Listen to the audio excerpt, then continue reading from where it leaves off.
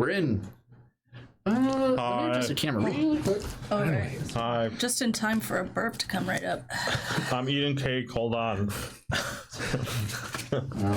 We're professionals. I haven't left this chair in a whole week. They won't let me leave. See, like flies. There's a cry for help.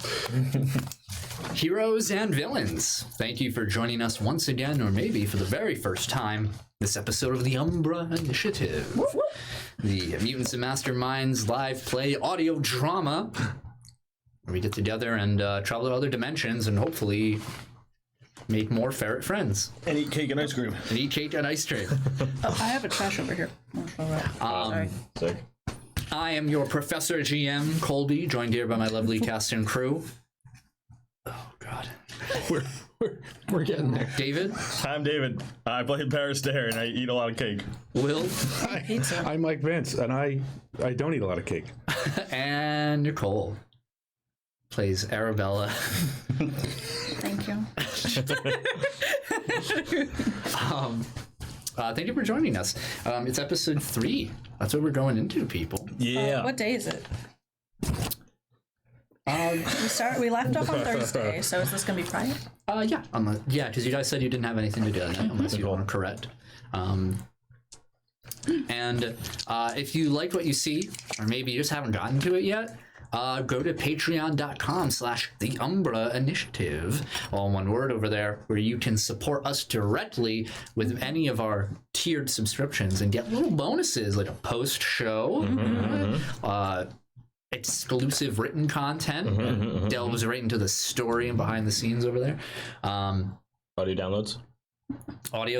And for a limited time, because one day I'm not going to have it anymore, you can get your own character within Arcadian Haven. If you join the Kith tier. We already have our other characters that are already well into the plot. We have, Sheriff Stone is a fan-made character. Walter Langston with his boa constrictor. Puddin, the raccoon, fan character. All fan characters. All great characters. Especially Puddin. So you can have your own character in Arcadian Haven. Hell yeah. Over there. Disclaimer, may or may not have a prominent role. We'll see. But still, anyway, but you get a bunch of goodies, and all you have to do is be in the first tier to get everything but the character, of course. That's it? Just the first tier? With the first tier, $5 a month, you can support us. Wow. Holy crap. Make sure you check us out on all of our Spotify, Google Play Music, Apple Podcasts, YouTube. Look up the Umbra Initiative. Hit every button except for the dislike.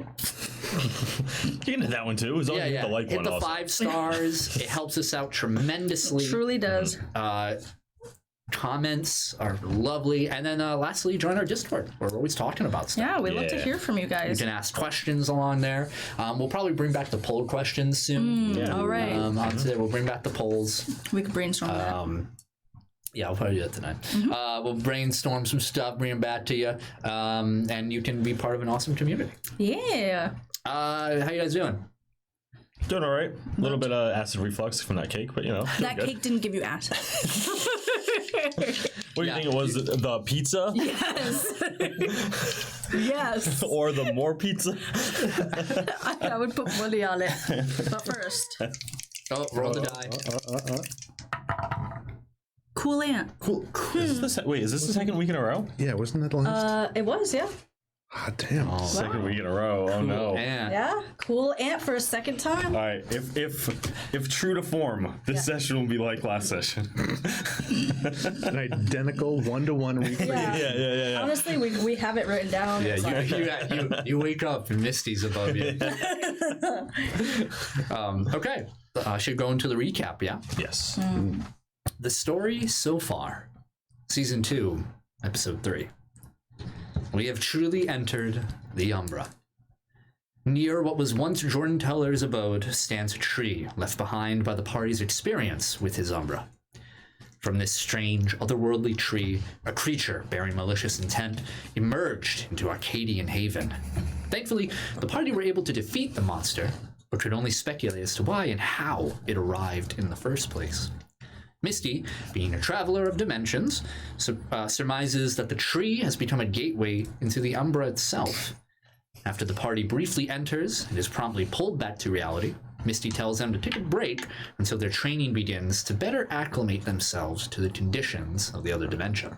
The party meets up in the morning so they can ask one another questions.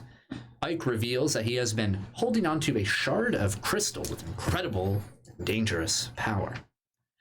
He also tells Barrett and Arabella about his strange friend Cedric, and they decide to confront him.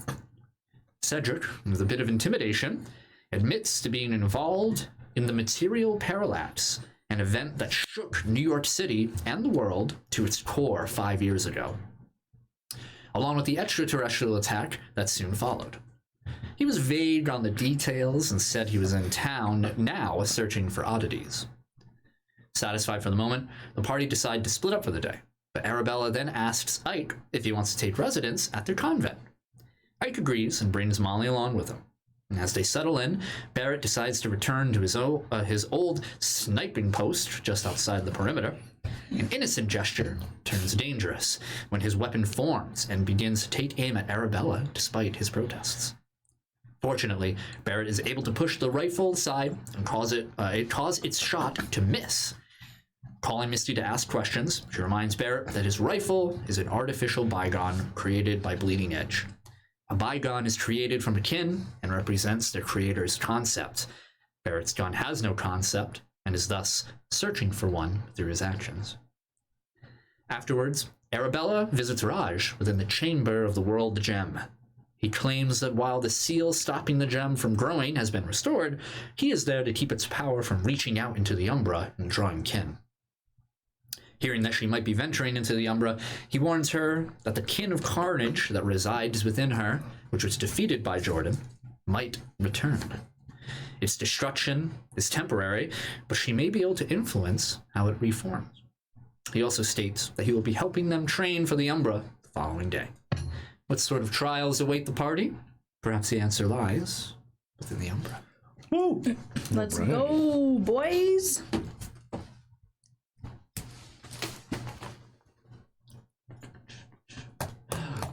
Give me that fat pre-scene.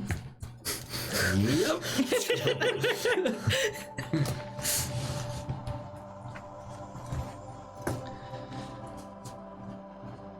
So, I adjust the volume. Okay, so we fade in on what looks to be a gray tile of a floor. We hear footsteps as a door swings open, and we quickly pan up to see that we're in this sleek steel bathroom. Several stalls lining along the wall. We see a very large man in a nice suit, novelty tie and buckle, run into one of the stalls. We see Reggie turn around, shut the stall. He barely fits within it, sits on the toilet. He's covered in sweat, coated. He's clutching his coat, his jacket to his chest. He pulls out a familiar small box, ornate. We see him take the cover off and look down at something we cannot see from our angle.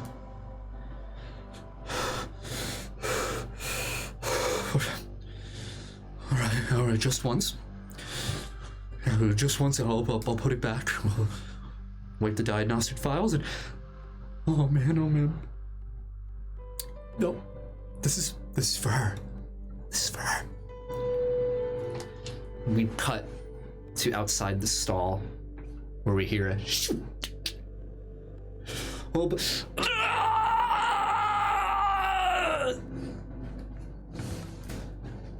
fade to black. Reggie! My boy! Not Reggie. He was my boy. He's your boy? He was. Damn it, Reggie.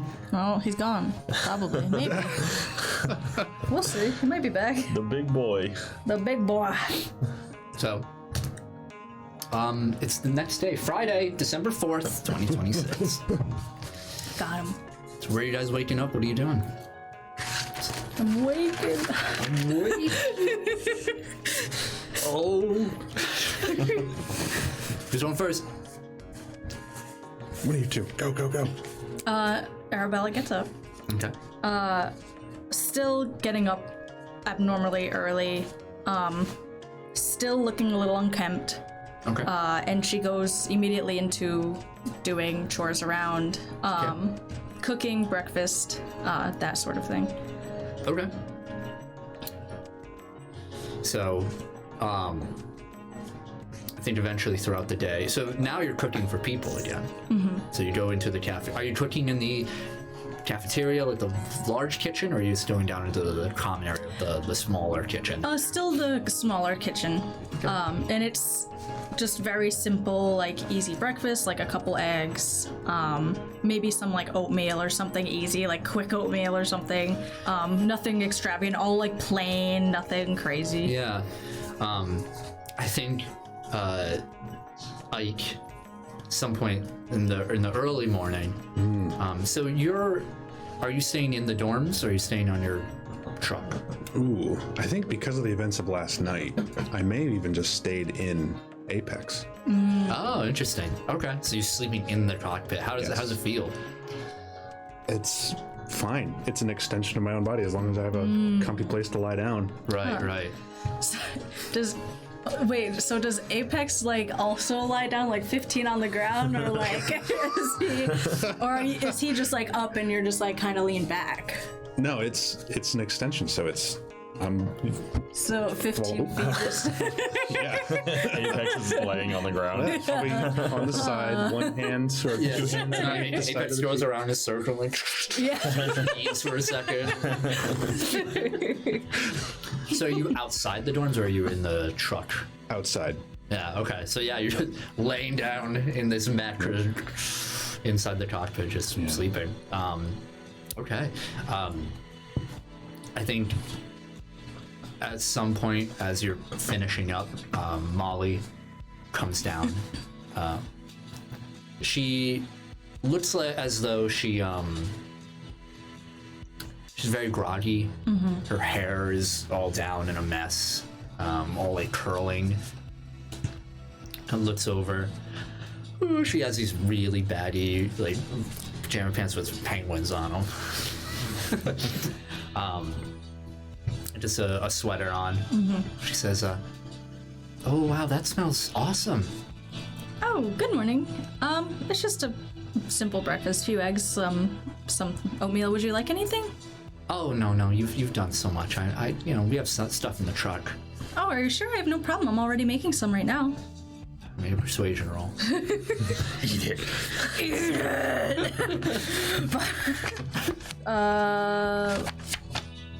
Sorry. 16. Sure. I can't let it go to waste.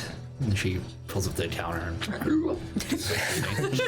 like that. What was Jaw that? hinges as one action. The whole plate's in Ike never sees me eat. Did you eat the spoon too? oh, spoon. Crunch. Yeah, she mouthful of eggs. Have you seen Ike? I haven't seen him this morning actually. He might still be asleep. She puts her fork down, gets up. Be right back. Sure. Goes out. Immediately turns to the right and sees him back. On Ike, you just hear ting ting ting. Get up and stretch. Yeah, as you stretch Molly, in between, just hey, careful. Sorry. Breakfast. Oh yeah, that sounds You great. sleep in that thing? Yeah. Oh, leave Apex alone. He wants to sleep in the truck. This comfy space. All right. Well, you can't eat in there. I'm not bringing your food in there. Fine. Get out. Opens up. Hop out. Oh. Ooh, my spine. Yeah, you come into the little kitchen area with Arabella already there finishing up. Good morning. Oh, morning. Did you sleep outside last night? No, I was in. Don't worry about it. Okay. The question that broke the canon. Well, Apex is an extension of me. Was I in myself? The inside now, or? Real questions.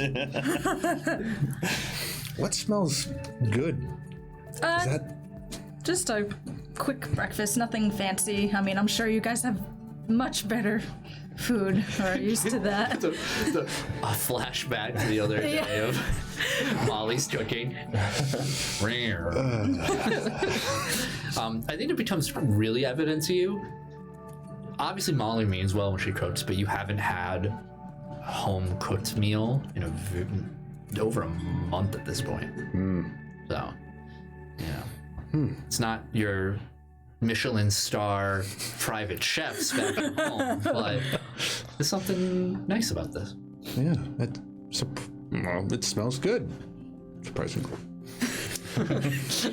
Thanks. It's honestly nice to wake up to some people. It's been pretty empty around here for a while. Yeah. I know how to make these breakfast empanadas. That I should teach you sometime, maybe tomorrow morning. That would be great, yeah. I get up pretty early, but if you don't mind. Don't look at me. Well, you could stand to learn a recipe or two. Yeah, well, whatever. I mean, yeah, sure, but I think his greatest culinary achievement is cereal. all right. Grab a bowl of something off the table. All right, I'm gonna go work on setting up your space. Already? All right, come see me later, okay? All right. Barrett, Yes. what are you up to this fine morning? I get up pretty early.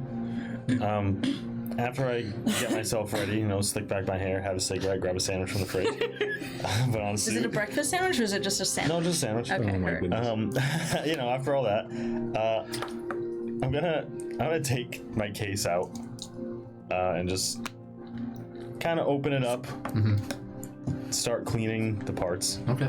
While I'm doing that, I'm just like, so now I have to take care of you or something? Like, look at the gun parts. No response. Yeah. Just the cold steel. We start here. Oh dear. Gun go boom boom. Sorry. I did. Well, Gun go boom boom. oh no, we cannot have cool ant twice in a row.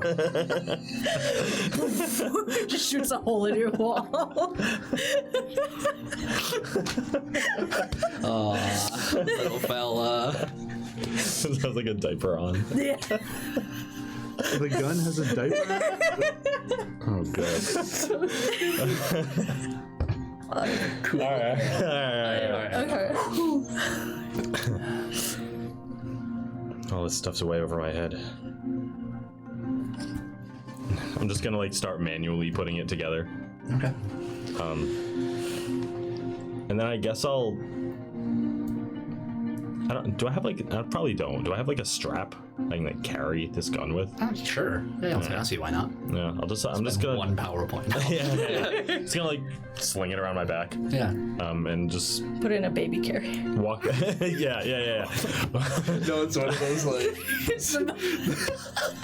like the little carry thing with the slip the baby in. It's strapped to your chest. It's fuck. I saw a Chihuahua in that once, and the Chihuahua was couldn't move. That's what my gun is like. It was on someone's back too. I hate that. Anyway, sorry. Anyway. I'm just gonna walk out of the house with it strapped to my back, and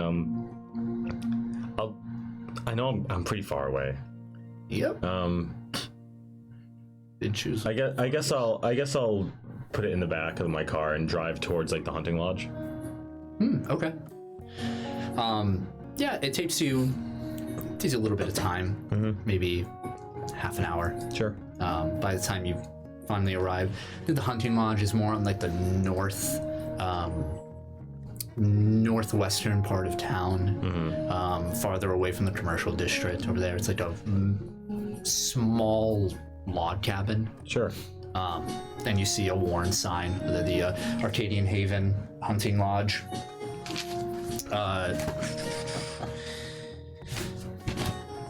You see that the lights, there's no lights or anything on. I mean, it's like pretty early still. Sure. As the sun starts, breaking through the trees. There's no cars there at the moment. Okay.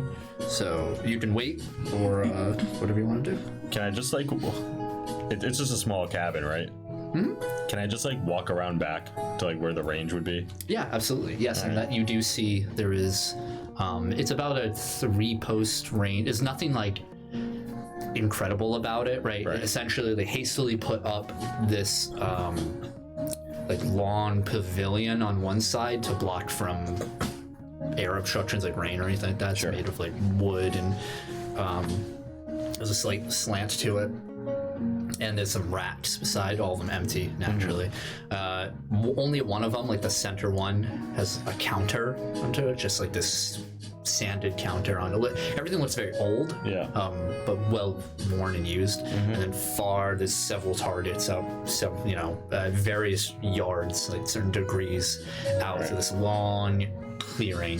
And the clearing itself isn't anything special.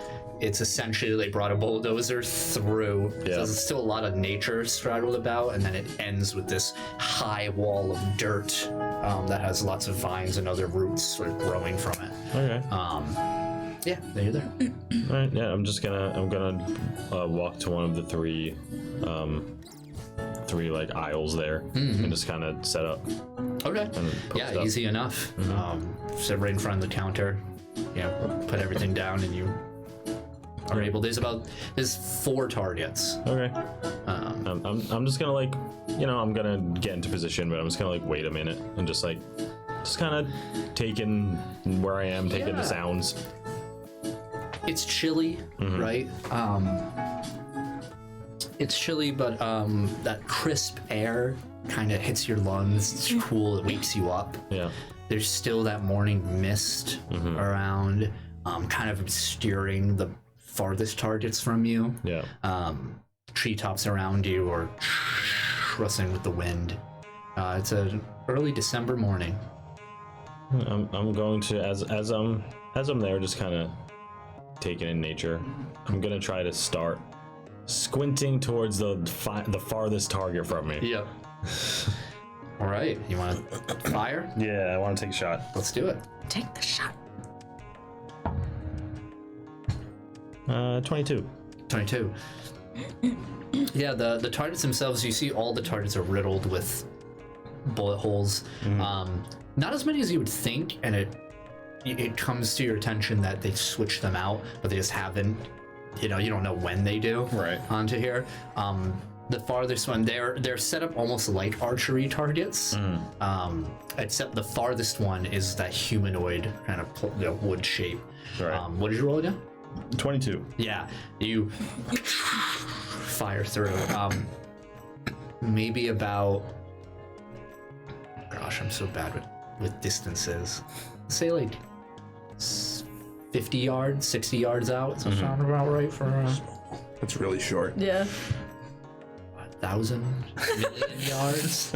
What about 120 yards? Is that better? That's better. 200 yards. 200. It's 200 yards out. Okay. We've decided.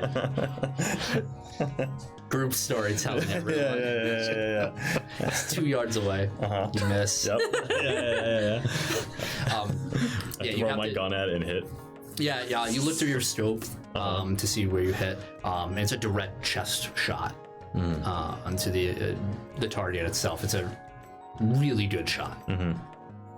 I'm just gonna, after I take that shot, I just kind of stand up and take a breath. Just gonna look down at the gun. And I'm gonna start disassembling it. Make a perception roll. Perception. That's my speciality. 19. Nice. 19? Mm-hmm.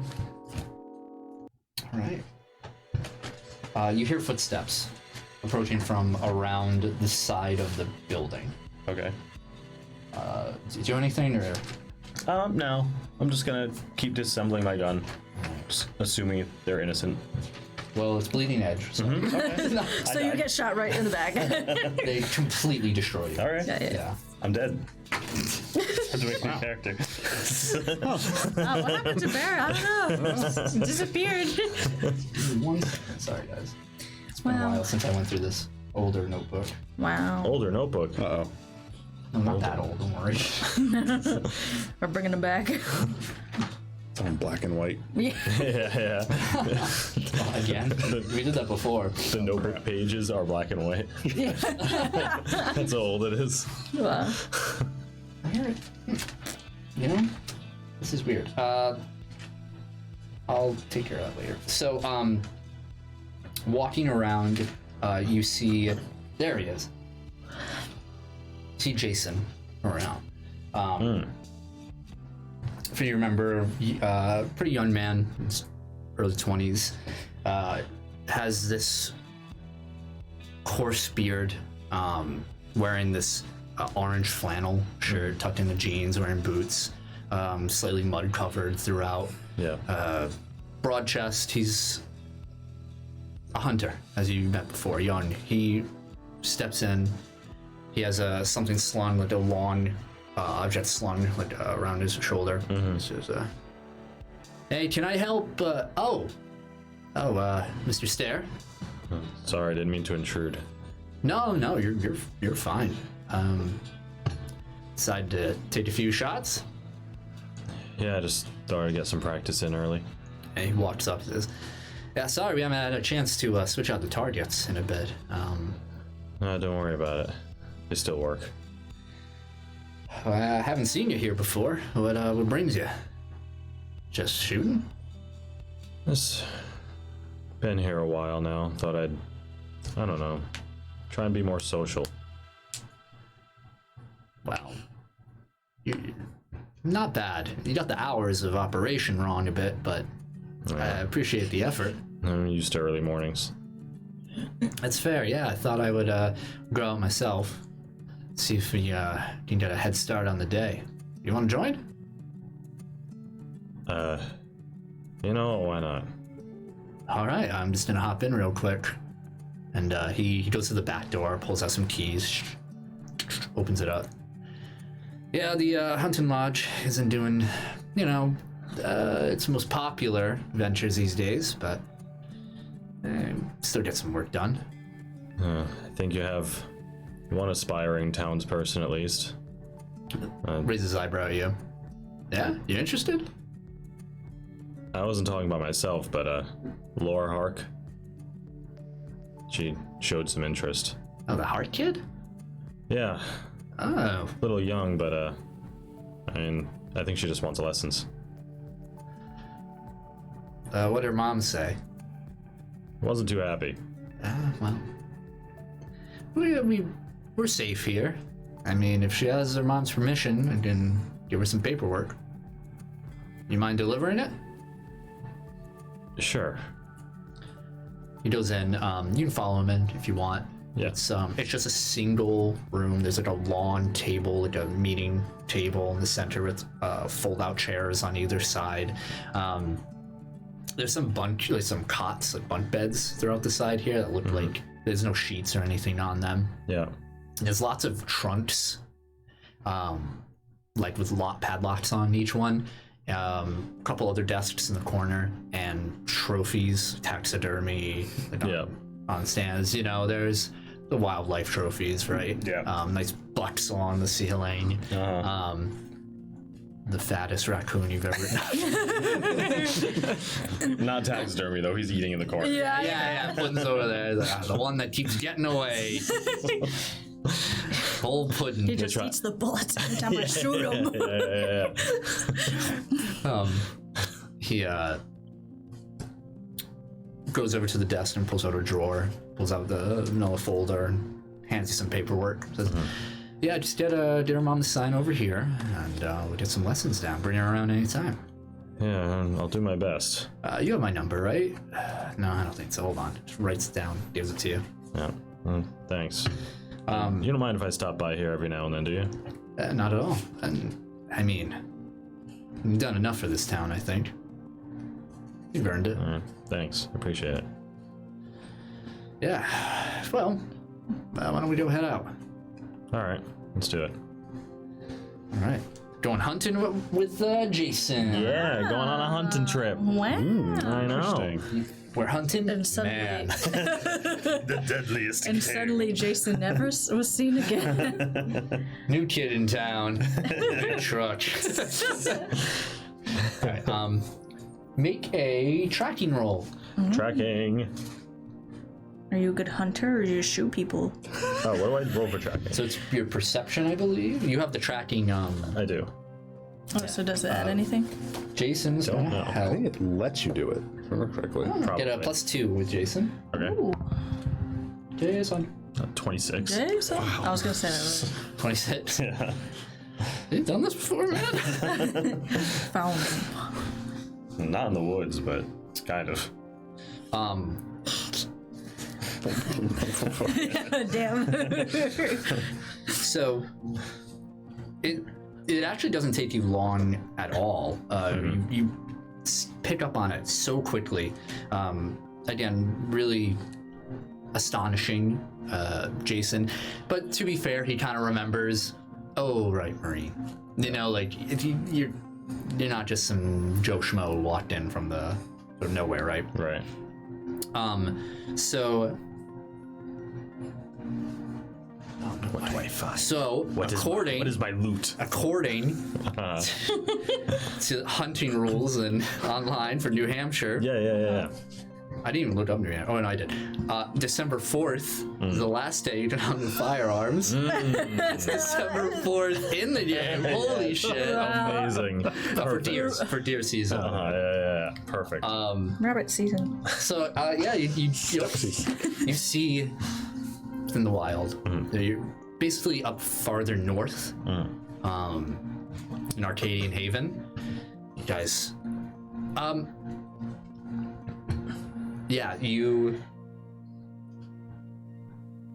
roll me another perception or an insight roll. Insight. That's not as high at all. That's not bad though. 21. Nice. As you traverse, before you find your prey, you notice that Jason is very adamant on pushing you in any direction that isn't east.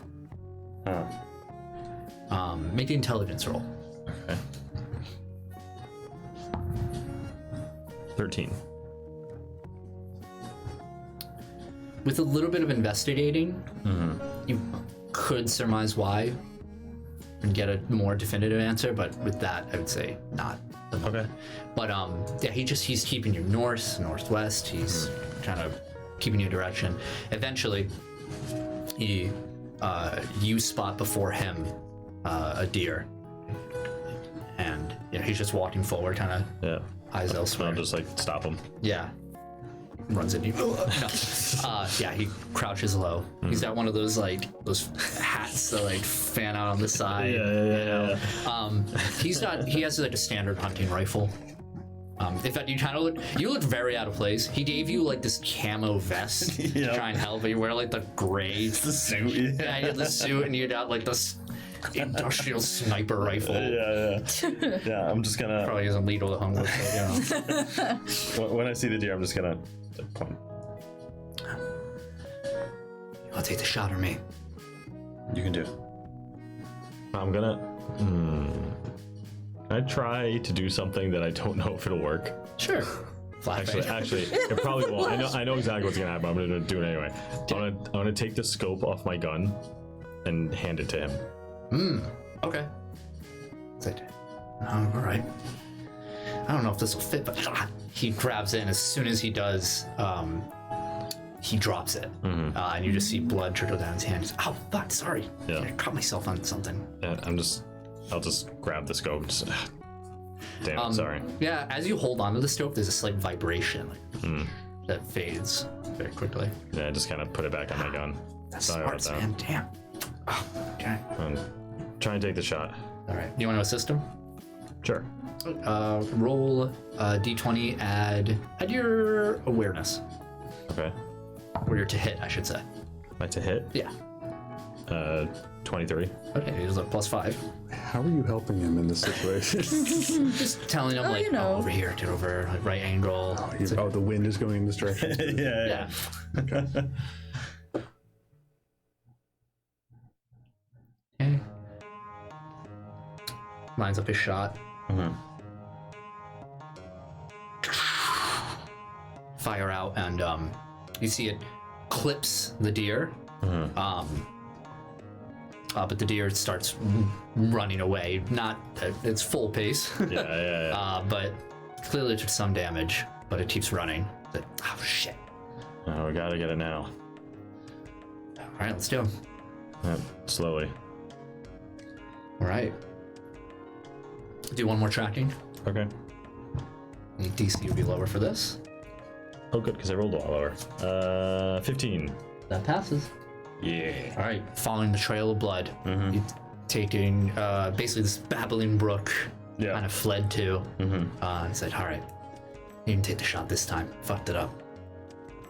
All right. I'll just get down. Yep.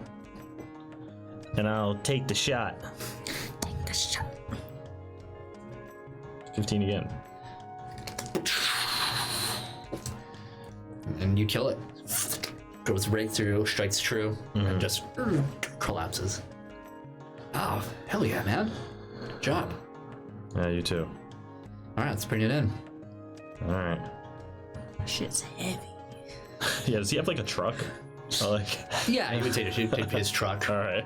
No, but it's quite a hike. Yeah. So you both have to haul it to it. Yeah. Working up a sweat out the early morning. Bring it down to his truck.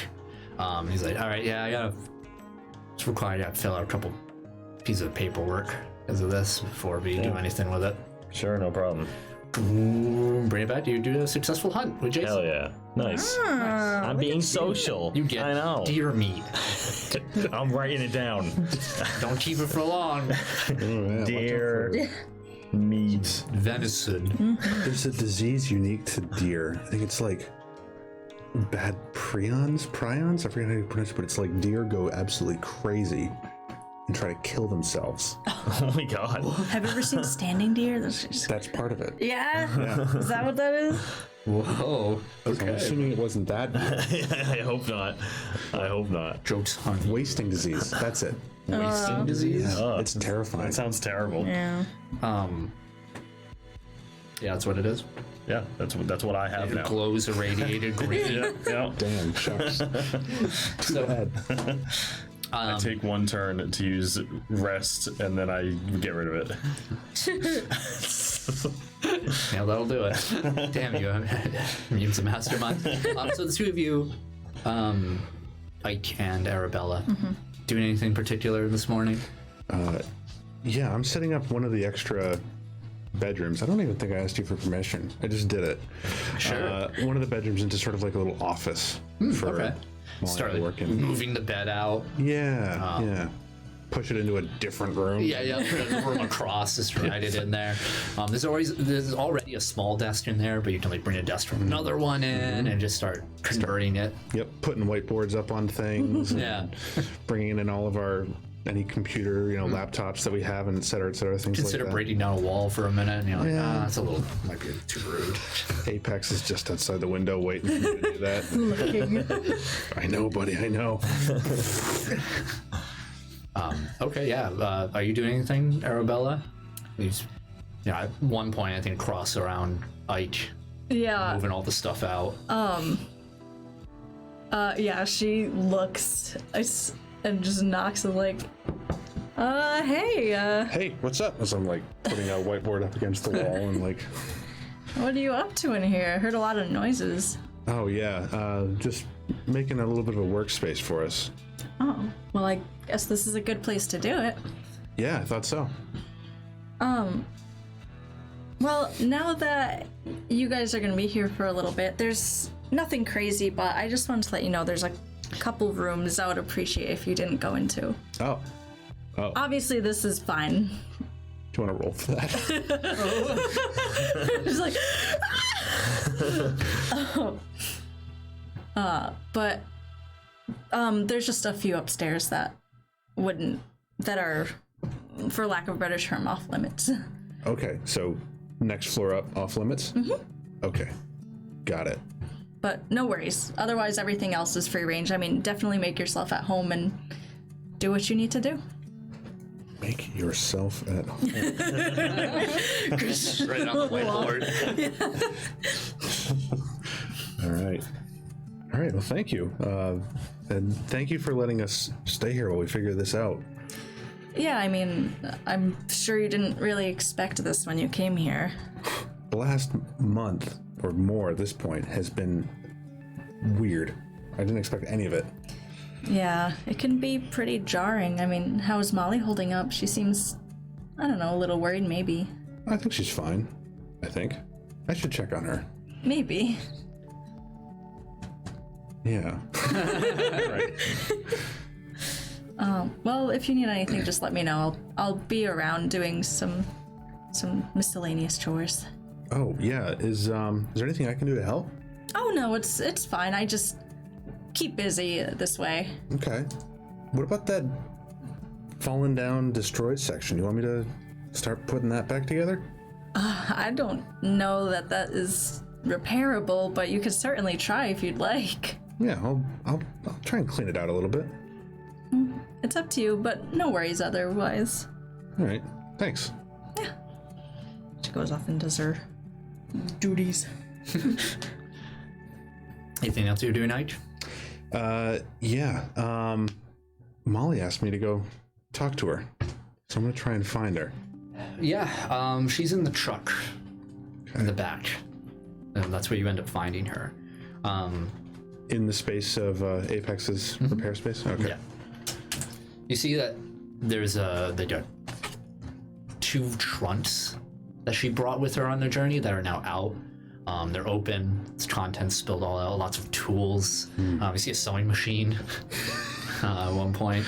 Her back is to you as you open the back and step inside. Hey, what are you doing?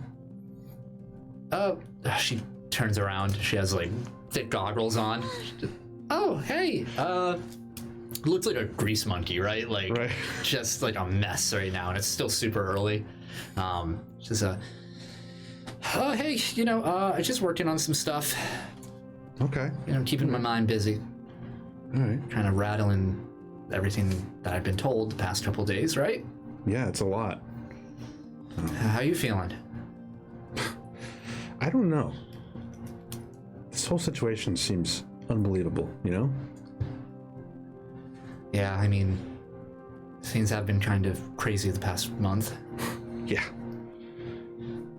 She leans back in her chair. She says, I know we haven't really talked about it much, but you ever think about what's happening back at home? Yeah, I've been checking the news every day. Something like that would have came up. You know what I mean? Yeah. Somebody going there, something awful happening. We would have heard about it by now. Unless they didn't want us to. I guess, but how could they? I don't know. The monster came out of a tree the other day, and your own staff, but not your staff, tried to kill you. Yeah. I don't know. Stuff just doesn't... Everything in here feels real, right? Like, she motions to a bunch of stats, like tools and other bits, sheets of metal and whatnot. She says, like, this feels real, right? She grabs a steel bar. It's like, this is the only thing I feel like we can rely on these days. I hold my hand out to, like, indicate that I'd like to catch it. Yeah. Make a dexterity roll. Oh boy. Can I add anything to that? Just do dexterity. Damn it. 12. You catch it. Okay. They're a little stronger than you thought. Yeah, just sort of holding my hands like, yeah, this does feel real, I guess. I gotta wonder, though. She spins in her chair, her back to you, says, I don't know, science doesn't feel like it's as real as it once was. What do you mean? You know how mathematics is the universe is universal language, right? Yeah. 2 + 2 = 4. Mm-hmm. Duh. How people don't sprout angel wings out of nowhere. Monsters don't come out of trees. Somehow I'm thinking maybe 2 + 2 = 4 is more to it. I don't know, it's stupid. No, it's not stupid, but it's just, you're thinking about it wrong. Science is the exploration of everything. We just don't know it yet. Doesn't mean it's impossible. It's a silence for a moment. I made something for you. Really? Yeah, Oh, well. things have been getting kind of dangerous and whatnot, and I put it down for a little bit, but I decided after the past couple days, get to work on it, and here, she turns around, and she with this, you can describe it since you got the points for it, Right. so. What does it look like? It's a suit of modern style armor in a way. It's like plates of like black body armor all over it. Yeah, I think she, instead of like coming in, she like wheels like from around the corner this mannequin stand with it on, something that like tailors would use. Right. And she, there it is. Whoa. Yeah, gotta do some adjustments on it. So if you could just stand over here. Oh, okay. This isn't gonna be like those boots, is it? Oh no, those are a bust. Yeah. Okay. I gotta work on those for a little while. She gets the measuring tape and she's very close to you. So wrapping around on it. Can you stop shaking so much, please? Yeah, I know sorry. it's cold, but gets your measurements. Okay, I was pretty close. Do some adjustments, and yeah, this I think you'll like this. Wow. Thank you so much. Hey, what are friends for? Yeah. Love that. So, anyway, I'm gonna go adjust this now. So. Okay. I'll see you. Oh, Yeah. by the way, before I forget, Oh yeah. Mm-hmm. second floor, it's the top floor of the place we're staying at. Yeah. Off limits apparently. Oh, okay. Good to know. I don't know why actually, but Well, Arabella's nice enough to let us stay here. Made us breakfast, so I think she's entitled to some privacy. that's fair. You don't sound convinced. Well, I don't know. You thinking a little fishy? Well, let me know if you see anything weird than what you've seen so far, especially from those two. What about him? She points behind you. Who? You see right behind your heel, you see Bowie the Pharaoh. You Looking up at you. Yeah, that too, actually. Oh, don't be mad at him. Come here. And Bowie runs up. Oh, he's so cute. I'm not mad at anybody. I just don't, like you were saying about you don't know what's real or not. I don't know who to trust. They seem trustworthy. We Right. fought on the same side, but I don't know. Yeah, no, you're right. That other guy kind of gives me the creeps. Cedric. No, I like Cedric. Oh wow. He's harmless. Yeah, is he though? I was talking about Barrett, Oh. Yeah. the one with the big gun Yeah. that shot at us the other day. Right. Vote of confidence. But Why, you don't like Cedric? He's been not telling us the truth this whole time. Well, have you been telling him the whole truth? No. Fine. She holds up Bowie in front. Like, oh, that's a double standard. That's right, little buddy. Whatever. Look, I'm gonna go. I told Arabella that I'd be cleaning out that wrecked space, you know, the place that fell down, basically. Oh, across the way over there. Yeah, I'm gonna start cleaning that up. Maybe we can do something good with that. Oof. Okay. Maybe I'll help out later. Yeah, well, Apex is I'm gonna do that with Apex. So. Oh, so I'm not invited. Well, you can come, but I don't think you're gonna be much help. No offense. All right, you can get out now. Okay. Thank you. I leave. He put all the feet in his mouth. Yep. Does anybody want to do anything on their own accord to the next event? I'm gonna bring the paperwork back to Deandra. Okay. It is a school day and a work day, so you would be aware that you could bring her at work, but she's not going to be home. Neither of the kids. Okay, then I guess I'll call Arabella in the meantime. Phone call. What are you doing, Arabella? She's going to be Hunting. yeah, in the woods, just like Taking the form of a deer. she gets shot. Oh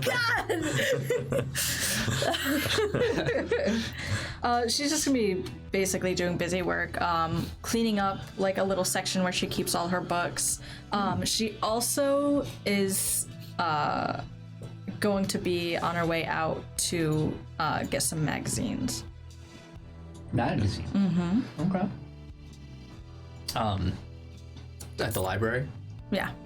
Or no, she's gonna go to like a just a store, and there is the grocery market. It's the largest market where yeah, I would say that would be the place to get. What type of magazines? Are we talking like People's Magazine?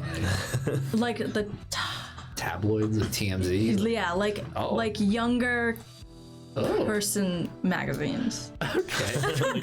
Cosmo. Yeah, or to make it a little bit easier, I'll say like kinds that Olivia would read. Like highlights. I don't know.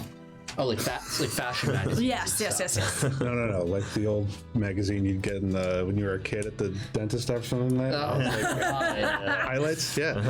Yeah, I think like Carrie, just like, oh, so you want magazines? Okay, I'll show you this one over here. This one, talking about Robert Pattinson, such a dreamboat over, like all those. Finally gets to like, oh, you want these? Okay, well, these are pretty good too. She gives you some over there, and I think as you ring out, ring, phone call. Hello? Yes? Hi? Hey, Arabella, it's Barrett. Hey, what's up? I have a few questions. Do you have a minute? I am doing a little shopping, but sure, shoot. I wanted to ask you if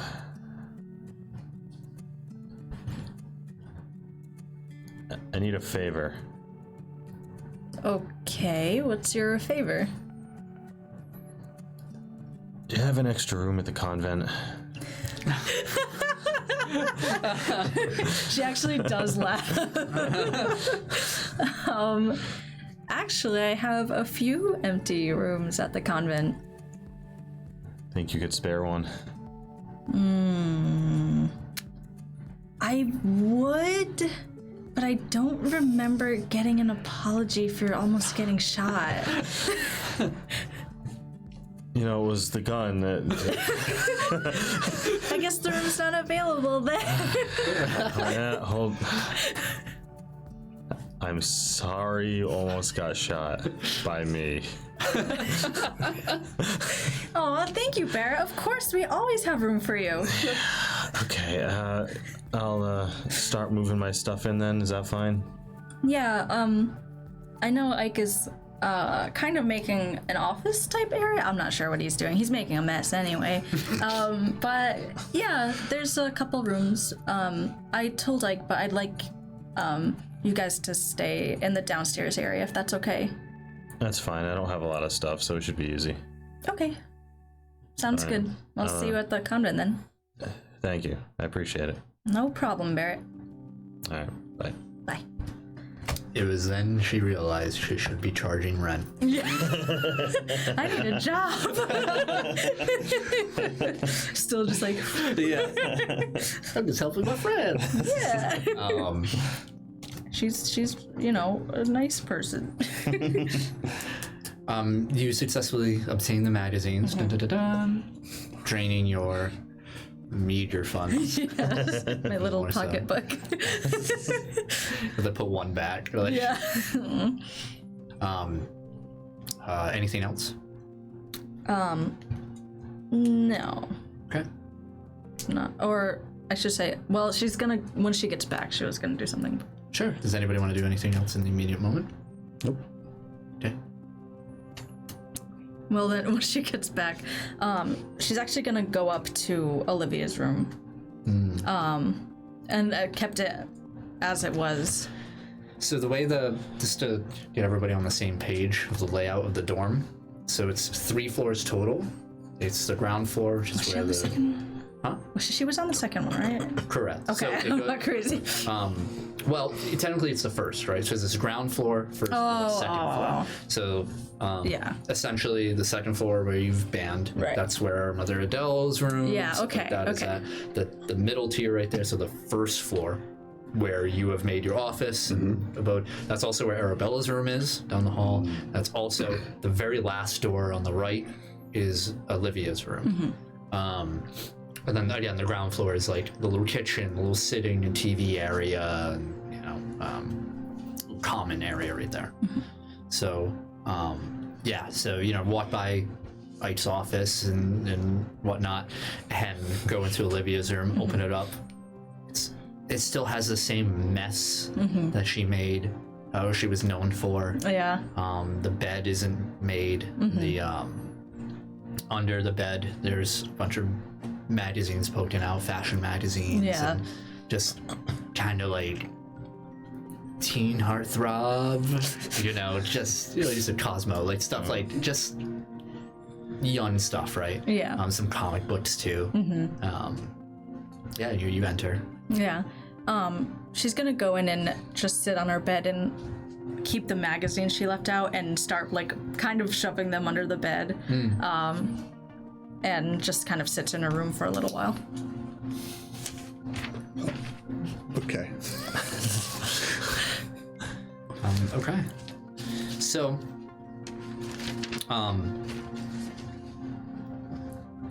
the training is today. Oh no. You guys can determine what time you want to do it. So he didn't give you a hard deadline, but you just gotta let her know. And she'll tell you the deets. I guess before, since I know that's today, I guess I'll drop the paperwork off at Deandra's house. Okay. I'll put a sticky note on it that just says the word sorry. Do you know it's illegal to put anything in someone's mailbox if you're not a postman? Really? Yeah, if I go here and I was like, oh, I'll put something in your mailbox, it's illegal.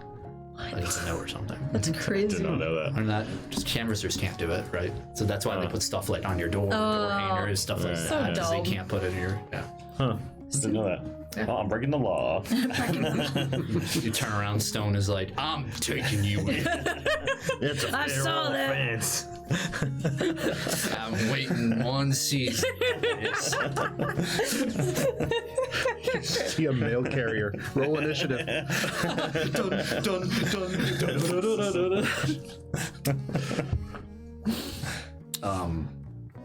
What time do you guys want? Basically, what's the general consensus your characters come to? Mid-afternoon, evening. The morning's kind of done. You guys kind of already exhausted the morning. You can go really late. I mean, I'll say it just like, I don't know, 7 o'clock. Yeah, at evening night. time. Evening, yeah. But tomorrow. Tomorrow works. Push it off a little bit. This whole campaign is like procrastinating so hard that that guy's win. It's like- the whole it's like- universe collapses. It's like Persona, you just keep not doing. Game over. Yeah, streak. game over. You lost. Is there anything you guys are doing until 7 o'clock? In Apex, picking up any heavy stone or broken pieces of wood or what have you from the building and moving it into a pile. Yeah, I think outside. Arabella, you would hear, you're in Olivia's room and you just hear muffled outside. Yeah, she like looks out the window to see. Yeah, you can't see from Olivia's, because Olivia's room points away. Okay. Therefore, so you have to cross to the room across from her, and then look out the window there, Yeah. and past the truck you can see Apex picking up stone of this collapsed building and putting it aside, It's really nice of him. I didn't think he'd do it. hurling it into the dorm. Yeah. All right, so you begin cleaning up a bit around that. Okay. And I guess we're going to the next event. If people are okay with it. Yeah. Let's do it. Just to know, like the whole time, like Arabella's there, she's like writing, journaling, or writing notes and stuff. On what? Just like in her little like. About like the day. Yeah.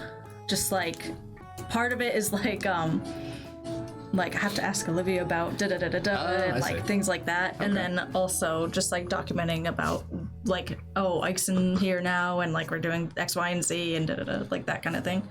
Okay. Good. All right. So, Misty,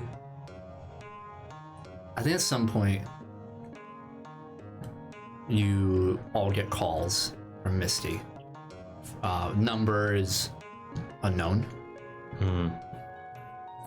She just says to meet at the Arcadian Lake. 7 o'clock. Okay. Squidbilly Lake. Squidbilly Lake. Yeah. Okay. Okay.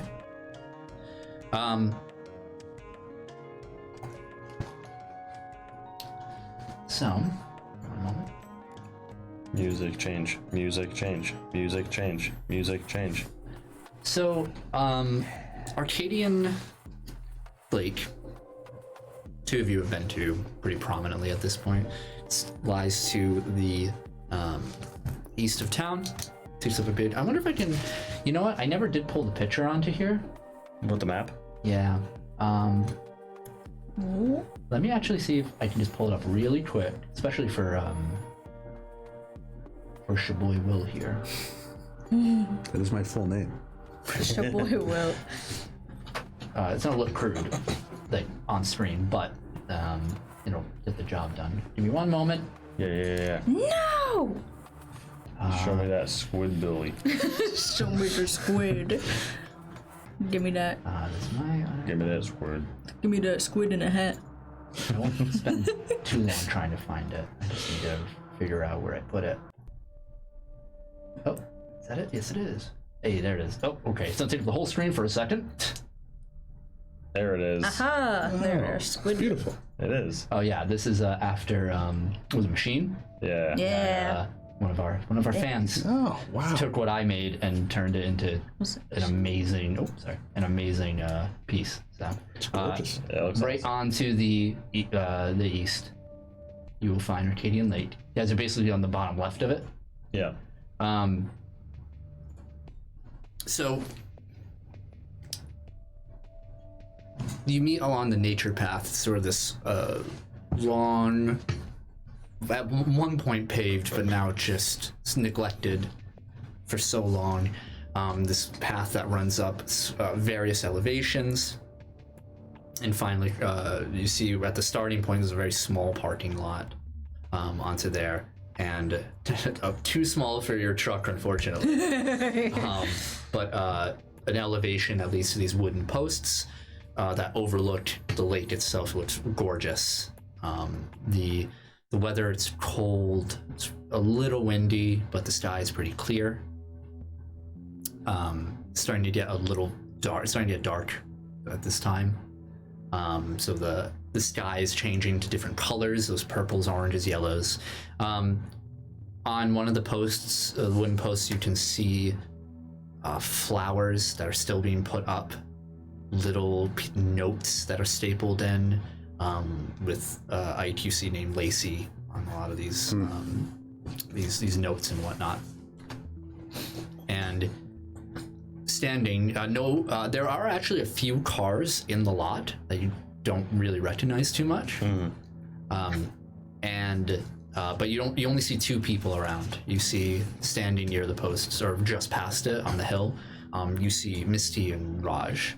Misty is wearing the attire you first saw her in, so like the sleeveless top with the long like hakama skirt down, slightly padded and armored along the tattoo running down her arms. Her hair's she pulled her hair back behind her ears a bit. She just looks serious. And looking at her, it's not often you see her in this attire. Like, she hasn't worn this since you first met her. Like, you've never seen her wear this, but she's like, her posture is perfect. She has a powerful stance to her, even as she's just casually just leaning against a post. Like, there's this tense awareness to her at every moment. And Raj, fabulously decorated per usual. He has the jewelry all over his fingers. He's wearing the traditional sort of African garb. Brightly colored, stands out like fresh, almost like you could run your fingers along the clothes and dye would come off of it, right? He just looks extravagant. And they both see, how are you all arriving? You want me to drive? As long as I don't have to bike. Yeah, that works for me. All right, we'll get as close as we can. Okay. It's you basically have to park along like the main road off and then walk the dirt. It's not very far. It's like 5 minutes from. And you walk into the lot. And they look over and Misty waves. Hey guys. Hey. Hey, Misty. Raj hops over the little post, the wooden fence, and raises out a hand to you, Ike. Says, "I've heard so much about you." Oh. Ike, correct? Yes. My name is Raj. It's a pleasure. Pleasure to meet you. Shake his hand. Oh, Barrett, it has been a while since I have seen you. Yeah, it's been a bit, huh? I hope you are doing well. Yeah, same to you. Arabella? How's it going? Very good. But we have a busy night ahead of us, it seems. I guess so. Gonna go into that tree again, huh? Oh, no, not today. Oh. A different sort of training for us. Yep. I don't think throwing you in there right now is the best idea. I think we need to walk before we start running again. But it's good we did it the first time. Alright, well, how do we walk? Alright, come on.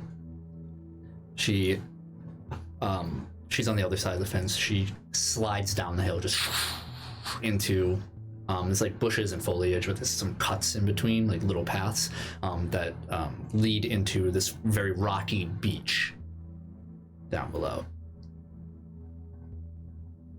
As Raj follows and motions you to follow as well, all of you roll perception checks. Do it. 25. Oh, sugar. 15. Ooh. 25? Is it perception you said? Correct. 23. 23? All of you see, like, quite a ways away, but even in the dimming light, it's clear that there are figures along the beach. Like, people not so much looking at you guys, but just citizens who are enjoying the area itself. One of them, one of the closest ones you see that is kind of watching you guys, or just like looks over, cursory glance. You see like something is slithering around their body, and you see Walter Langston, a young man who owns the animal which is the pet store, in town with his boa constrictor, his 8-foot boa constrictor, Milo. Great. I recognize that snake. And another person you see walking their German, their dog. You see Doc Hal as well, walking away. Not so much watching, he just looks like he's going about his day. So as your shoes crunch against the rocks, Misty turns around to the three of you. Raj kind of just still looking at the water. Says, so I think it has become a bit clear, in a way. Nothing in the Umbra needs to make sense. Nor will it. The only thing that matters is maintaining your own sense of self-identity. Huh. Raj turns to you. What did you feel when you were in the Umbra? Or rather, what did you perceive? Well, It's kind of a hard question. Not exactly easy to pinpoint. it was like being unraveled, I guess, if I had to use a word for it.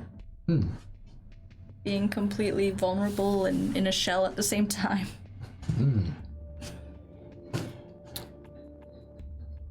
He looks over to Misty and nods.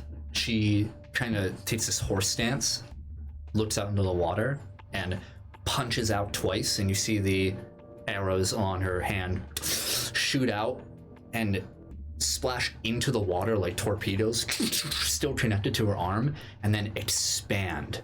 They start expanding and then rise to the surface as water pulls off of them and forms these two long bridges towards the center of the lake itself. They extend to about 15 feet wide each. She just steadies herself there. And then Raj motions to the left arm, the sort of bridge left onto there, and he starts walking on the right. Says, please follow. Those things secure? He steps onto it and just starts walking on the water itself. It looks as though he's walking on a shadow just below the water. Isn't this kind of strange to do right here? She looks over to the people. A lot more people have started looking. And Missy looks back and says, they already know. I guess so. Whatever. I'm just gonna start walking on the other one. Follow, I guess, like, okay. As walking up past Misty, right? So how do you do that? You pick up a few tricks when you're hopping dimensions. And, some things like you, they give you things. Wow. All right. Keep walking. Yeah, and as you guys step onto this surface, it's a little wobbly. It's like stepping on docks, right? It has this buoyancy to it. You can tell that the other end, that you can't quite see in the distance, isn't fastened to anything, right? So it just has this wobble to it. Only Misty is holding it steady. And Raj, there's not a lot of distance. There's maybe 3 feet of distance between where the Raj's platform and yours. So you go through. And this says, he just starts talking as he walks, raising his voice a bit. He just says, the Umbra is at one moment vast, while another moment minuscule. It bonds to the collective will, while simultaneously obliterating boundaries. Cultural norms, customs are homogenized into an unrecognizable conceptual paste. All manner of thought is cycled in the Umbra. Your minds cannot endure it for long. Maintaining independence, that is the key. Well, if nothing in the Umbra makes sense, how do we make sense? It's a contradiction, right? It's difficult to remove yourself from reality while maintaining yourself. It is like exercising a muscle. You must think of exercises in your mind. Concrete experience. Repetition through it. What makes you? Who are you? In the vastness of all that is, was, and will be, you are your own individual. And don't let anyone take that from you. Or anything. So don't turn into the paste. Do not become paste. It's good advice no matter what. Yeah, I'd say so. Been trying to avoid that my whole life. Yeah, I guess so. I just never really realized it. If you do not know already, like, if you were not informed, and he's not looking at you now, he's just walking forward. I am a kin. What? What? What? You did not tell him. It's only been a few days. I kind of missed some details. My full name is Vishkal Sugned Araj. And I am the kin of grief. Kin of mourning. As a kin, I possess many abilities and an innate connection to the Umbra. What I will do for the three of you now is create an Umbra in of itself. And I will push you to your limits within. It will be difficult, and you will have to stay for the entire night. Oh. Exposed in this manner should better acclimate your mind and body. So you're gonna force us to go into an Umbra? Yes. But didn't we go into one and it almost killed us? Umbras here, created here, trying to reach here are different. The Umbra itself is a space that it exists on its own. We can open pockets from this end, or pockets from this plane. We are drawing upon the Umbra itself, but it is skewed, manipulated, corrupted in a sense by this reality, by the concepts of this dimension. Imagine you have a balloon full of water, and that is the Umbra itself, the water inside. And I put it in a bucket of water. That represents your world. If I poke a hole inside that balloon, the contents will spill, but become part of the same. It is fast, difficult. See, it goes over my head, kid. Is it gonna be dangerous? Perhaps. But less dangerous than the Umbras you have faced. He stops. Well, that is not true. Physically, you will be in less danger. But my manner of existence is anything but easy. Oh. Oh no. I'm the embodiment of what you feel after loss.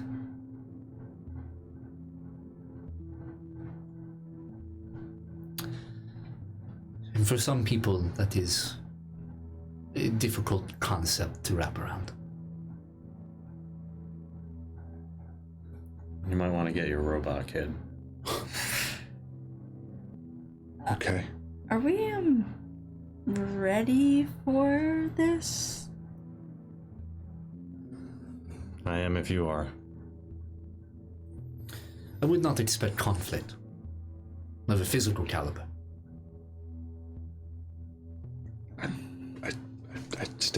I'm send a silent mental message, Apex. I need you.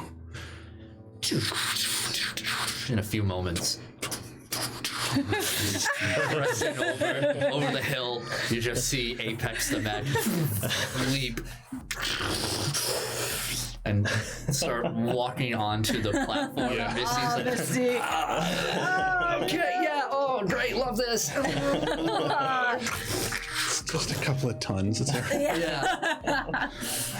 That's easy. People on the shore start getting a little frantic. Yeah. Monster. Raj looks over as Apex approaches. Is this a new friend? sure. Oh, what is your name, friend? That's Apex. That's actually with me. It's Oh, it is a pleasure to meet you, Apex. He leaps, walks past and holds out a hand.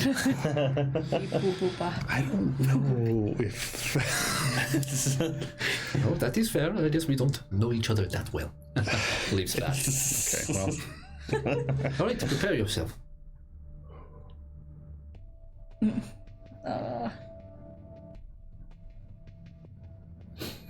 how?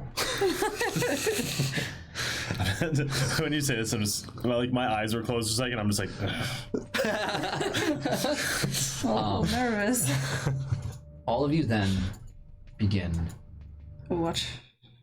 I think you just hit a wire. Thought I saw the camera move. That might be crazy. You all begin to sink as suddenly that material that forms the bridge under you starts like fabric to pull downward, covering your legs as you come up, and you just start to Apex 2, and all of you just move down as water rushes around you, sinking into the divots that you've created. And the last thing you see before the water comes over your head, you just see Raj looking down at the three of you.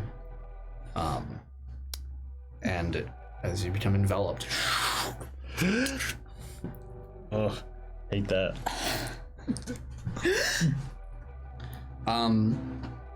everyone Dies. Wow. I've got you. you DM wins. Raj pulls his mask off. It was me. It was me, Colby. Somebody roll a d4. Who has Do you have one? Yeah. Cool. My feet are falling asleep. Do it. one? Barrett, Yes. you feel as if curtains are wrapped all around you, soaked in water. This oppressive force squeezing around you. You cannot see anything. Ticket in hand or all. It's complete darkness. You feel yourself falling now. Until, in a slow motion too. Until eventually your feet hit something.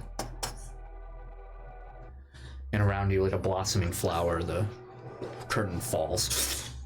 And you are underwater. Standing. Bubbles. And you feel so heavy, as if the full weight of gravity itself is keeping you down.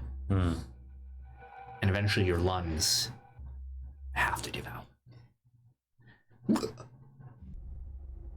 And you can breathe.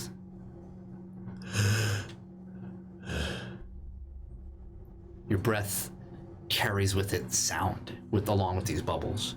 And the only source of light is the fading sunlight from above, almost acting like a ticking clock. Who knows what'll happen when the sun is gone? I'm just gonna like look, just like at my feet, at the ground. Like, is it just like a lake bed? Correct. Everything you do has a slower movement to it. Make a will save for me. Will save, huh? It's an 11.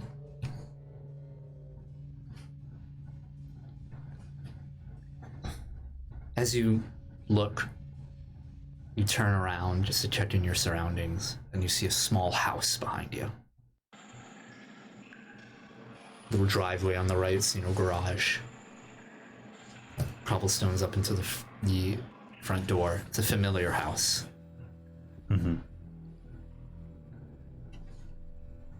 I've lived here once.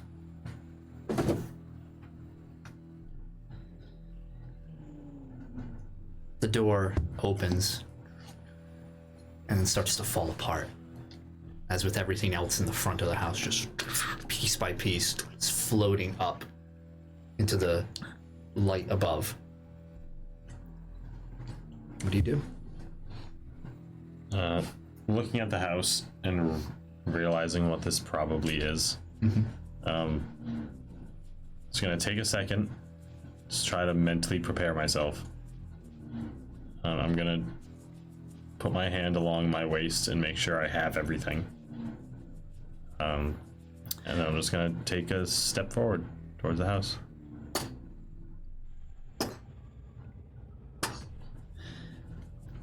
You move through the house itself. You realize as you reach out, the doorknob disintegrates at touch. Everything you touch, you just move your body through, and it just turns to sand. And inside is not the living room of your home, but of a few months ago.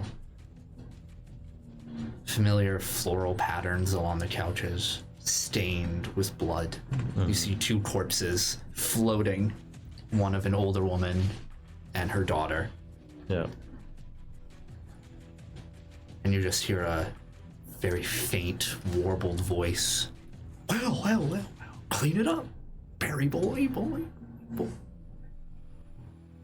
I'm gonna like just look around for where that voice is coming from.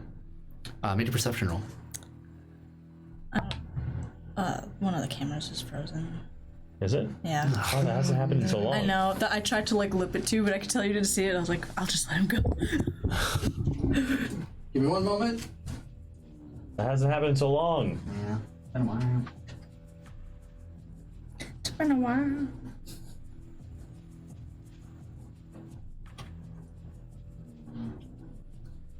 Is an Umbra initiative though? Without a frozen camera. Without camera malfunction. One day it won't happen. Maybe. I wonder why it happened this time. I don't know.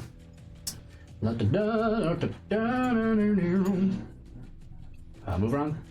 There we go. So. Okay. Yeah, you.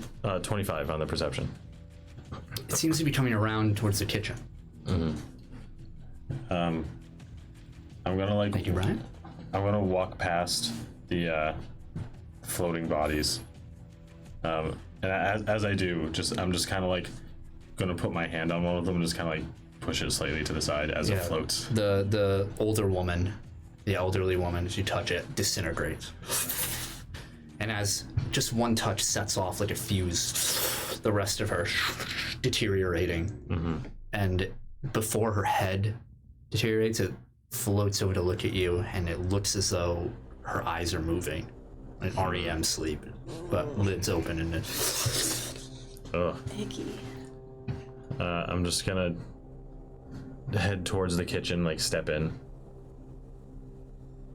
Just to look around for the familiar voice. This kitchen looks familiar. Half of it didn't. It's a stark contrast, completely cut down the middle, this smooth cut. You see was the kitchen of the other home where Mr. Sales took residence. But this one now is your kitchen. Small, modest, gaslit stove. There's a little table with 2 chairs pressed against the wall. It's only half of it. You can see like half the fridge is cut off. Doesn't lead into any other rooms. It's like a dead end. But you see a woman sitting facing you, but her head is down against the table. Long, dirty blonde hair, thin, familiar. Her skin around her arms and her shoulders tighter than you remember, like haggard. Yeah. You see Veronica, your ex-wife, sobbing. You hear these.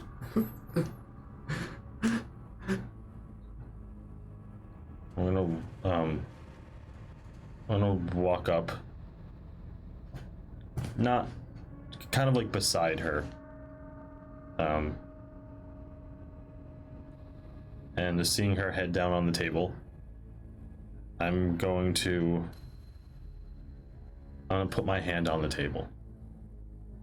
It doesn't deteriorate. It feels solid, almost dry, despite being surrounded in water. Yeah, just kind of knock on it lightly. It's like enough to make sound.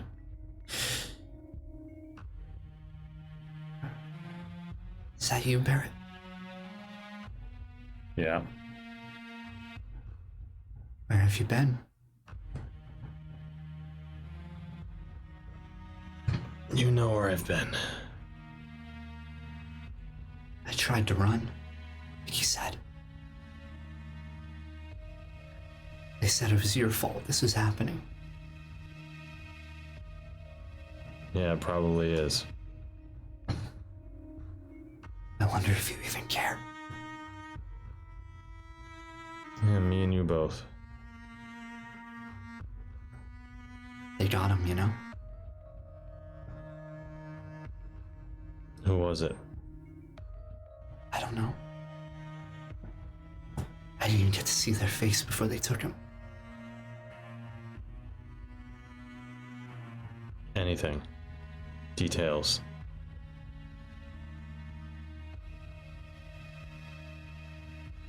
Why do you want to know?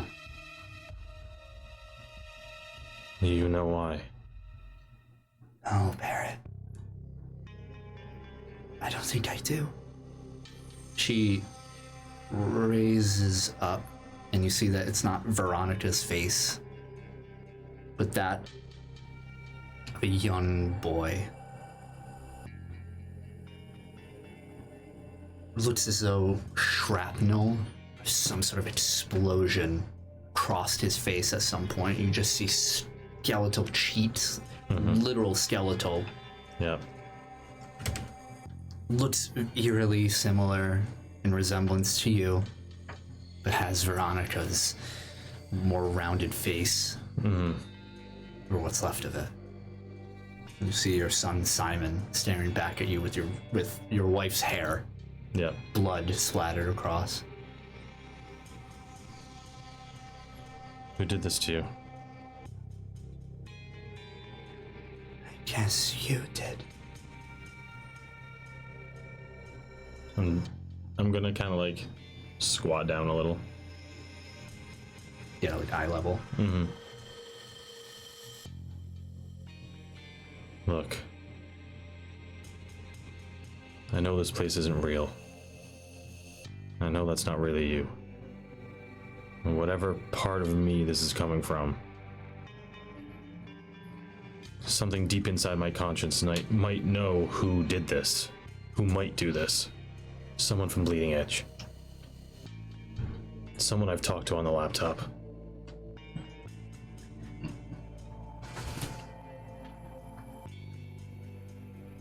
She stands up and turns. You really don't get it, do you, Barrett? Gonna blame them when it was you that said yes to it all. I know it's my fault. It's not only my fault. I'm not the only bad guy here.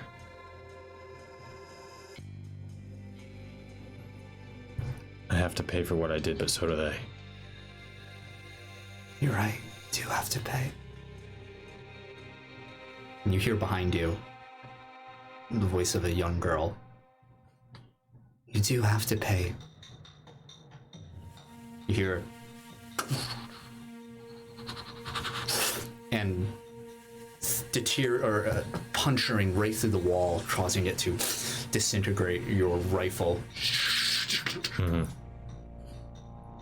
And it pools the black and red mist and forces your arm to turn around to see Laura swinging the barrel right onto her head. I'm just holding the gun, struggling to control it.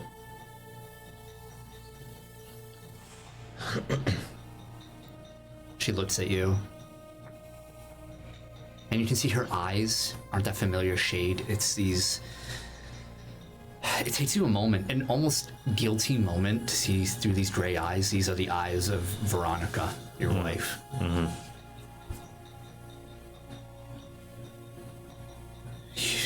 No matter what, you're always the one who pulls the trigger in the end.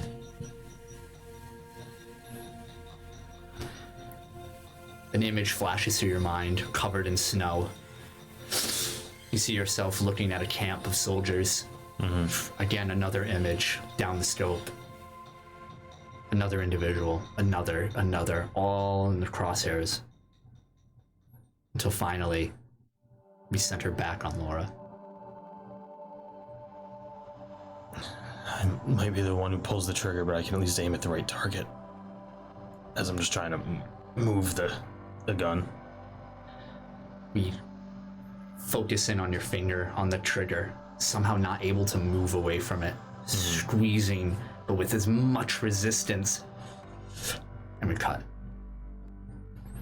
Someone roll a d4.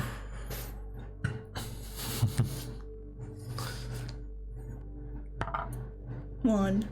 Reroll. Me again. Again. 3. That's Bowie. Bowie. The mountain of corpses at your feet. Your curiosity did kill some cats. Many cats. Arabella.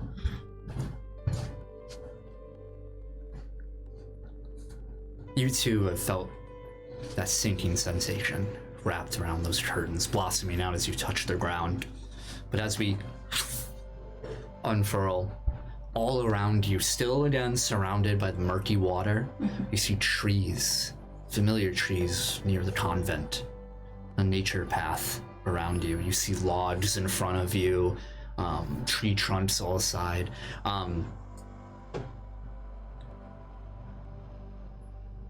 Make a will save.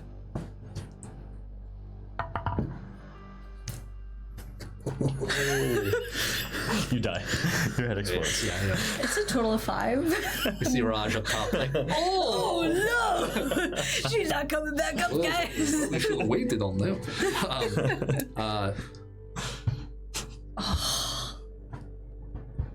Icky. Yikes. You see a haze of red float in front of you as blood pools from your nose and floats up. And in that starlit mist, that fog, as it clears away, you get some control over it. You see someone in front of you walking, balancing, arms splayed out on a log, walking forward.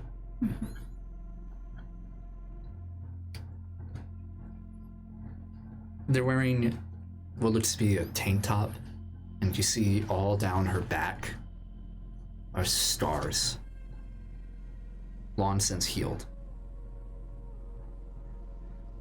Her head is shaved as a sign of rebellion. Young teenager.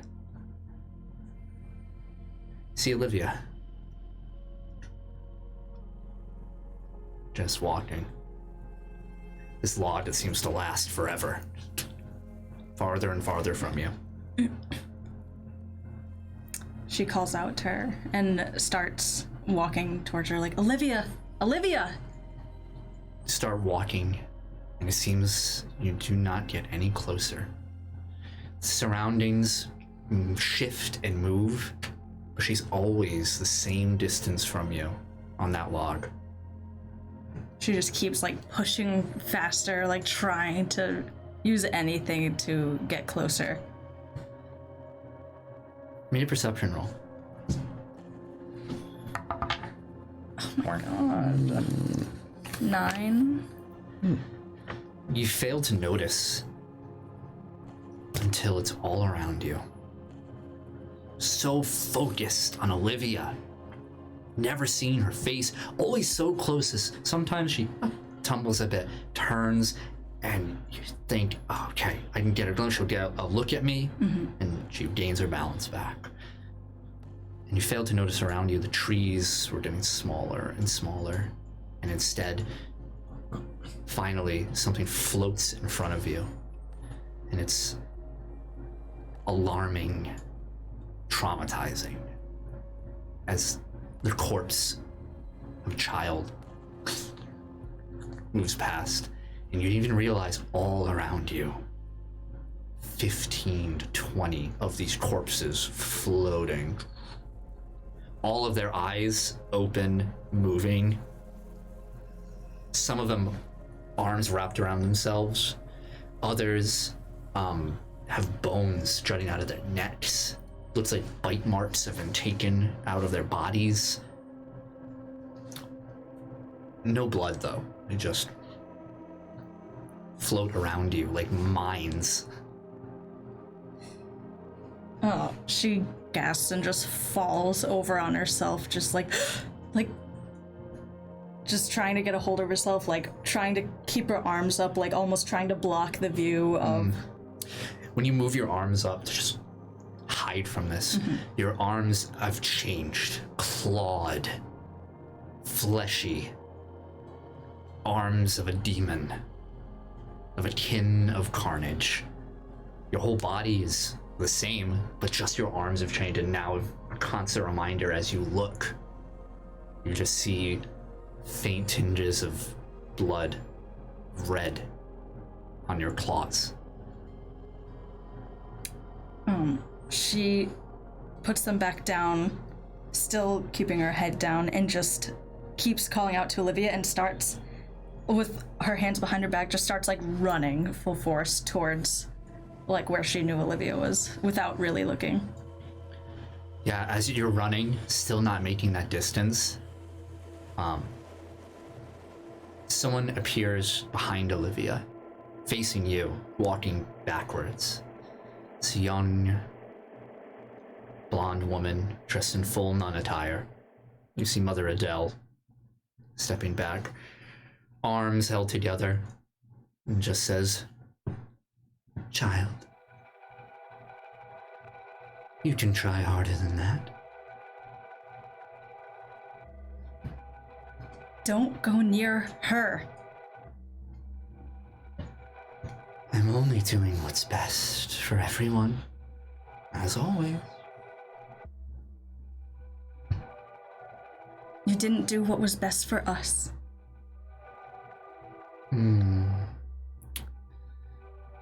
Well, if I didn't, she motions to the corpses around, there would be a lot more than this.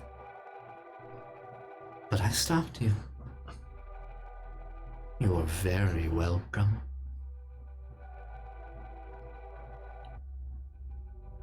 She just takes a step back and stops chasing, and looks around. Very skeptical and very hesitant. Is this really everything that I've done?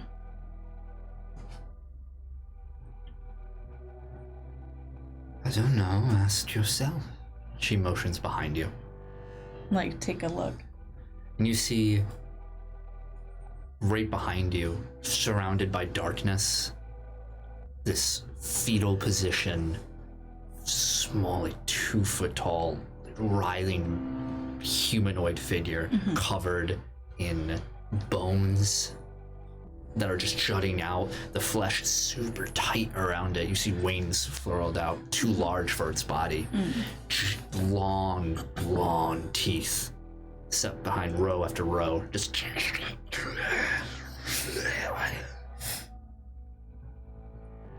And you feel a hand on your shoulder.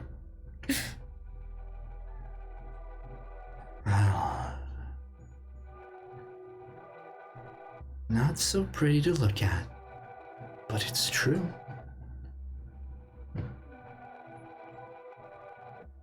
I didn't know. I couldn't do anything. You should tell them that. Tell Olivia that.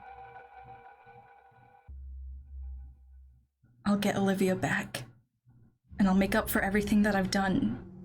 No. Child, what makes you think she wants you? She loves me, and I love her. Same way I thought I loved you. Well, I will always love you, child. And if Olivia knew the truth, saw all of this, I wonder if she would love you. And her other arm wraps around you, kind of pulls you back. She starts getting like kind of pulling her arms off, trying to pull her arms You do a off. strength roll. Oh no. Oh, 17. Start. Yeah, like She lets go. Go ahead. She steps up to the side towards Olivia. Keep running. she gives her a quizzical, skeptical glance.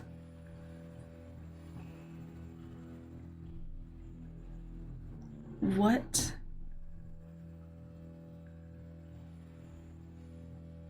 Will happen when I bring her back?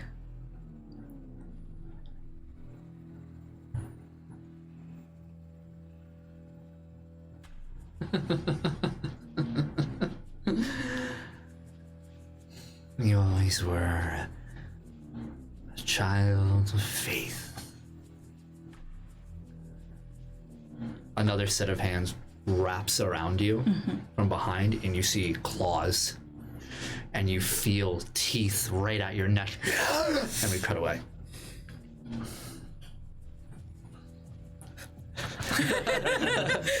Barrett, you're done. Ike. Damn.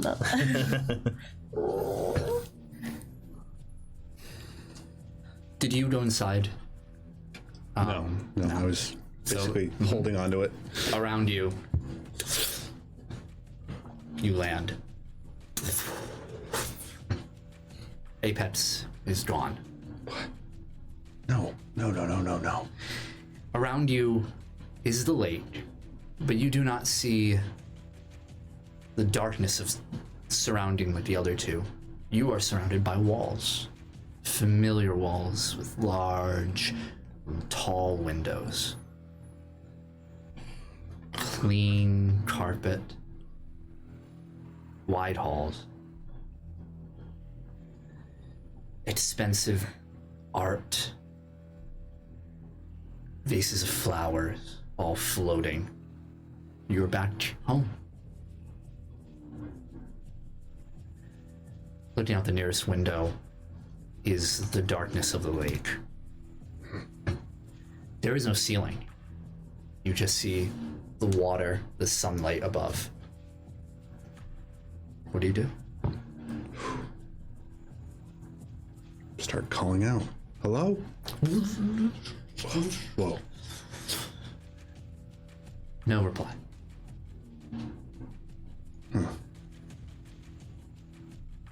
Start walking into one of the hallways, I guess. Or down the hallway, I mean. You walk down these halls and it feels as though you're walking down a maze. It's not familiar to you. The architecture is right. But you don't remember a bend of this hallway. A sudden left turn here. Where are the doors? After a couple of turns, make a will save. 20. Not natural. Nice. Not natural. Nice. Nice. Regular 20. Vanilla 20. Vanilla 20. No.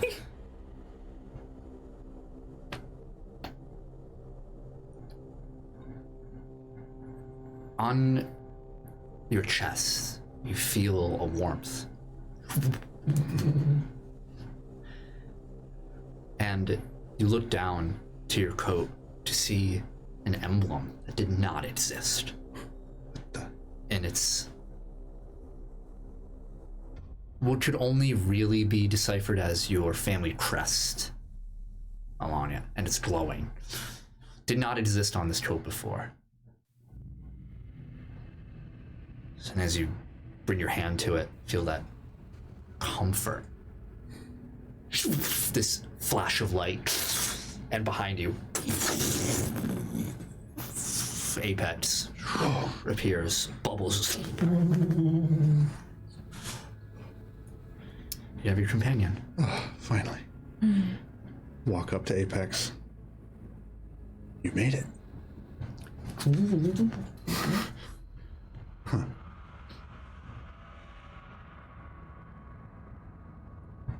What do you think we should do? I mean, you don't know. Let's keep walking, I guess. Just stay still. You start walking. Yeah. He walks behind you.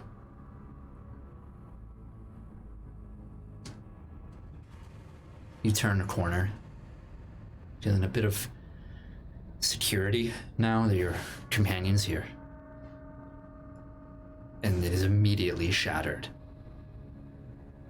As in front of you, within the walls, the carpet, you see body parts just pulled out.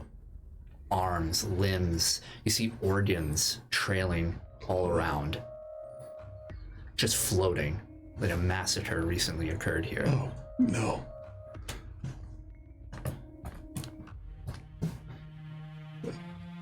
Basically frozen. Trying not to vomit. Make a perception roll. 14.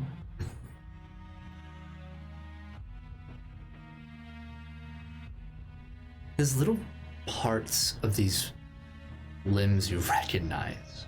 Some are wearing bracelets that you've seen almost every day. Attire to allocated for their roles within your house. These are staff members, people who have raised you, who have loved you in their own ways. The landscapers, the cooks, the maids, the trainers, all of these people, now shredded bit by bit, clean cuts. Some you see torsos riddled with bullet holes. Oh, how did this happen? And at the far end of the hall, a doorway. Shut. Familiar. The door to your room.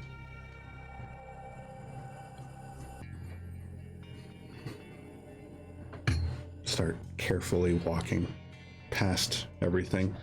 Yeah, it's a slow crawl. At some point, Apex has to walk through. Oh, God. And as he does, the bodies turn to sand. And you can hear faint groans. Master Van. Help. You make your way to your room.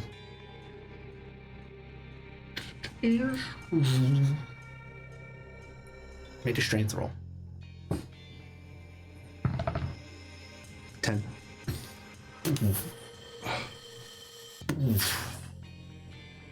Oh, behind you. Apex right beside you. Large hand. We push together. And open. You see your desk, all of its tools, little bits, screws, and other pieces of equipment floating around. You see your large, mile-long bed. Curtains drawn at the far end. And you just see a woman at the foot of the bed, head resting down, looking up towards the pillows. And you see Marie, the house manager.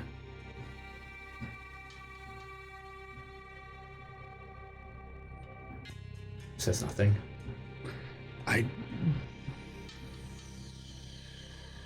Marie? Is that you? They came soon after.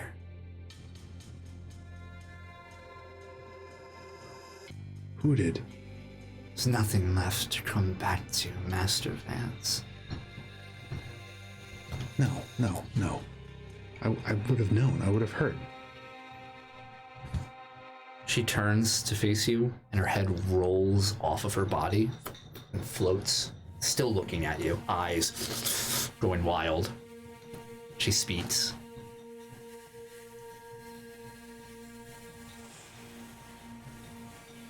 They would be so disappointed in you.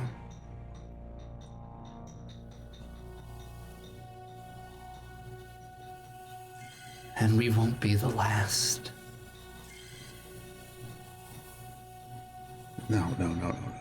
This doesn't make any sense. It makes perfect sense, Master Vance. The curtains open, not to reveal a window, but inky blackness, but floating in the center.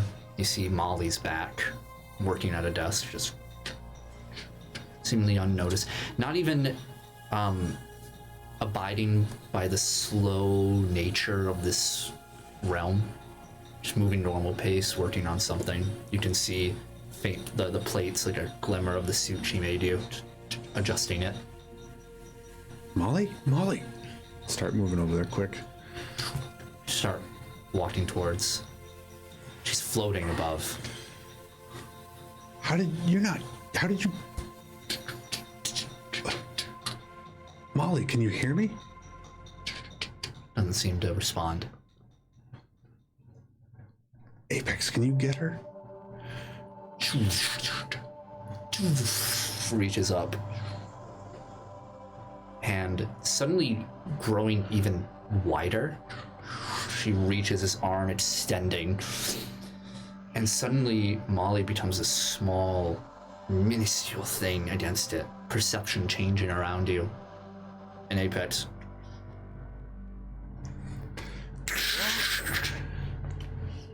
We cut away. We see Raj above, the sun fully set, whose darkness takes over Arcadian Haven. That jovial demeanor he usually has, this lightness to him, is gone. Instead, replaced with a somber attitude, a somber demeanor.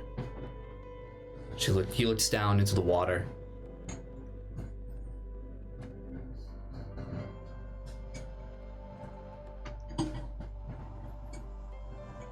We did say it would not be easy.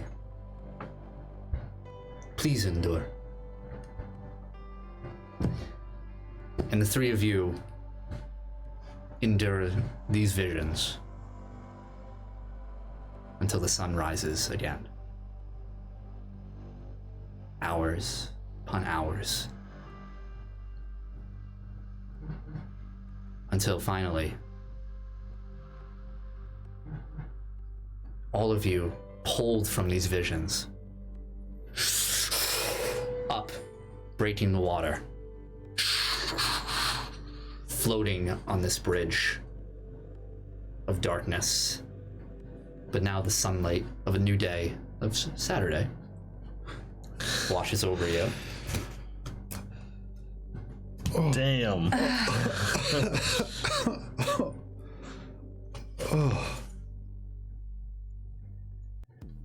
Raj stands over you, helping you guys steady yourselves.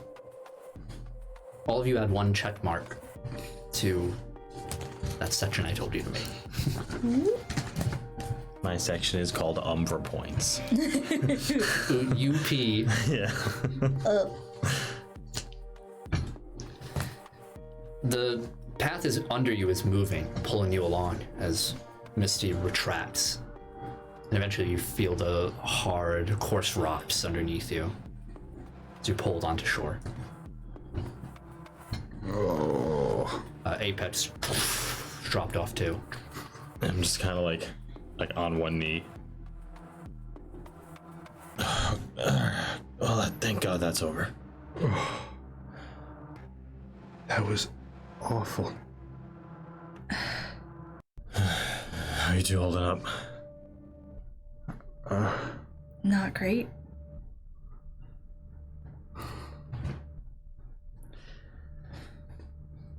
Your experiences, of course, personalized to you. It is what makes your identity. Every part of it. And as unbearable as it may be, that is what you must cling to when within the Umbra. All that you are. Why couldn't it be any of the good things? Why does it have to be that? He turns, unable to really look you in the eye, says, if I were different, it would have been more pleasant. I apologize. Where's the Umbra of a goddamn cigarette? Like take one out of my pocket, it's all wet. Yeah, it's so... Put it in my mouth anyway. Yeah, Umbrella's just like clutching herself, like not really making eye contact with anyone. Leaning against Apex. Yeah. It's like... Apex is just pooling water. Just... There's some fish like... Misty, I think it looks at you, Arabella. Kind of like offers a hug. She kind of flinches away. Yeah, she pulls away, nods. Well, you're never going to be fully ready, but closer than you were yesterday. Great. Starting to wonder if it's a good thing or not. I don't think it is. You've been down there for 12 hours. It was unbearable. Yeah, what the hell else could we do? Your minds and your body should be more acclimated to how the Umbra functions. It'll make it a little easier next time we go.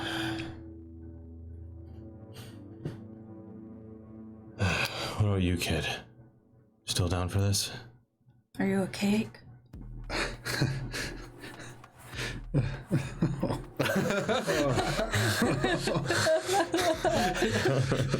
That is right. Have a good cry.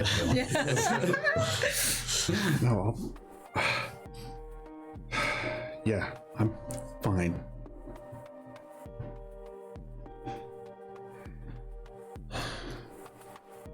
Can we go home? Yeah, of course. Please, yeah, you all need rest after that. Yeah. I do suggest we dose soon, though. How soon is soon? Well, after you're rested. It needs to be brief, but we need to make sure this sticks. I know it's tough. Trust me.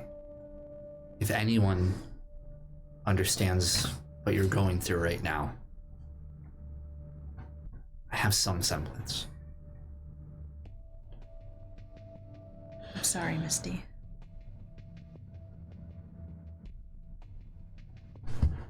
Let's... Oh, sorry. What are we gonna run into there? I don't know.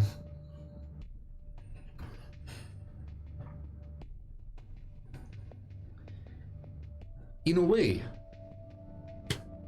your inexperience is good. Your presence within the Umbra is minor. Less than a speck.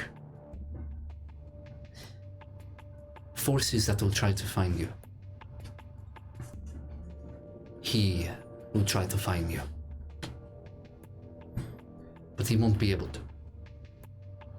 Go under the radar, huh? Right. If this were easy from the start, more things could find you, and he certainly could. We appreciate all the help you both have given us. It's sorry she just shrugs.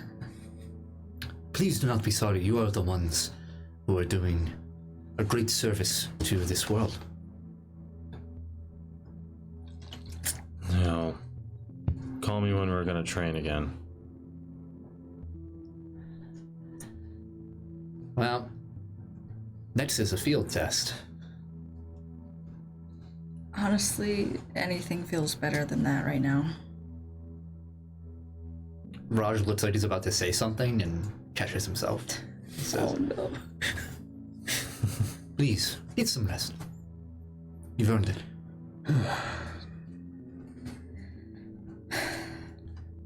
I'm gonna turn to walk away, but just kind of look at Raj for a second.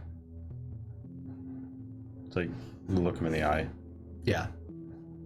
And then just kind of turn again. He doesn't disengage at any point. Just looks at you. Again, somber. Make an insight roll. 14. It looks sad. There's a heaviness to Raj. Yeah. And also,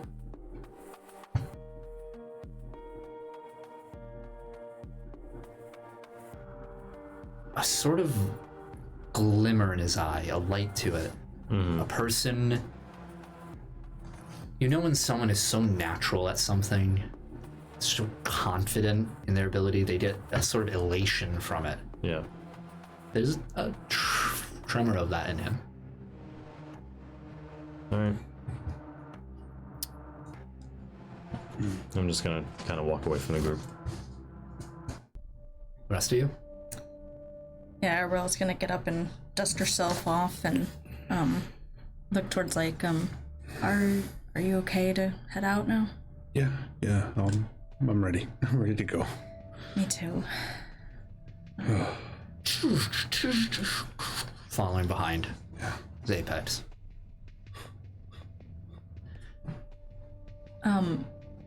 We're all at the convent now, so if you need us, we'll all be together. Very good. I will be back at the gem. Okay. He walks. Misty, silent for a moment, says, "Tonight. Let's try for tonight." Okay. I'm already like a distance away. Yeah. Right.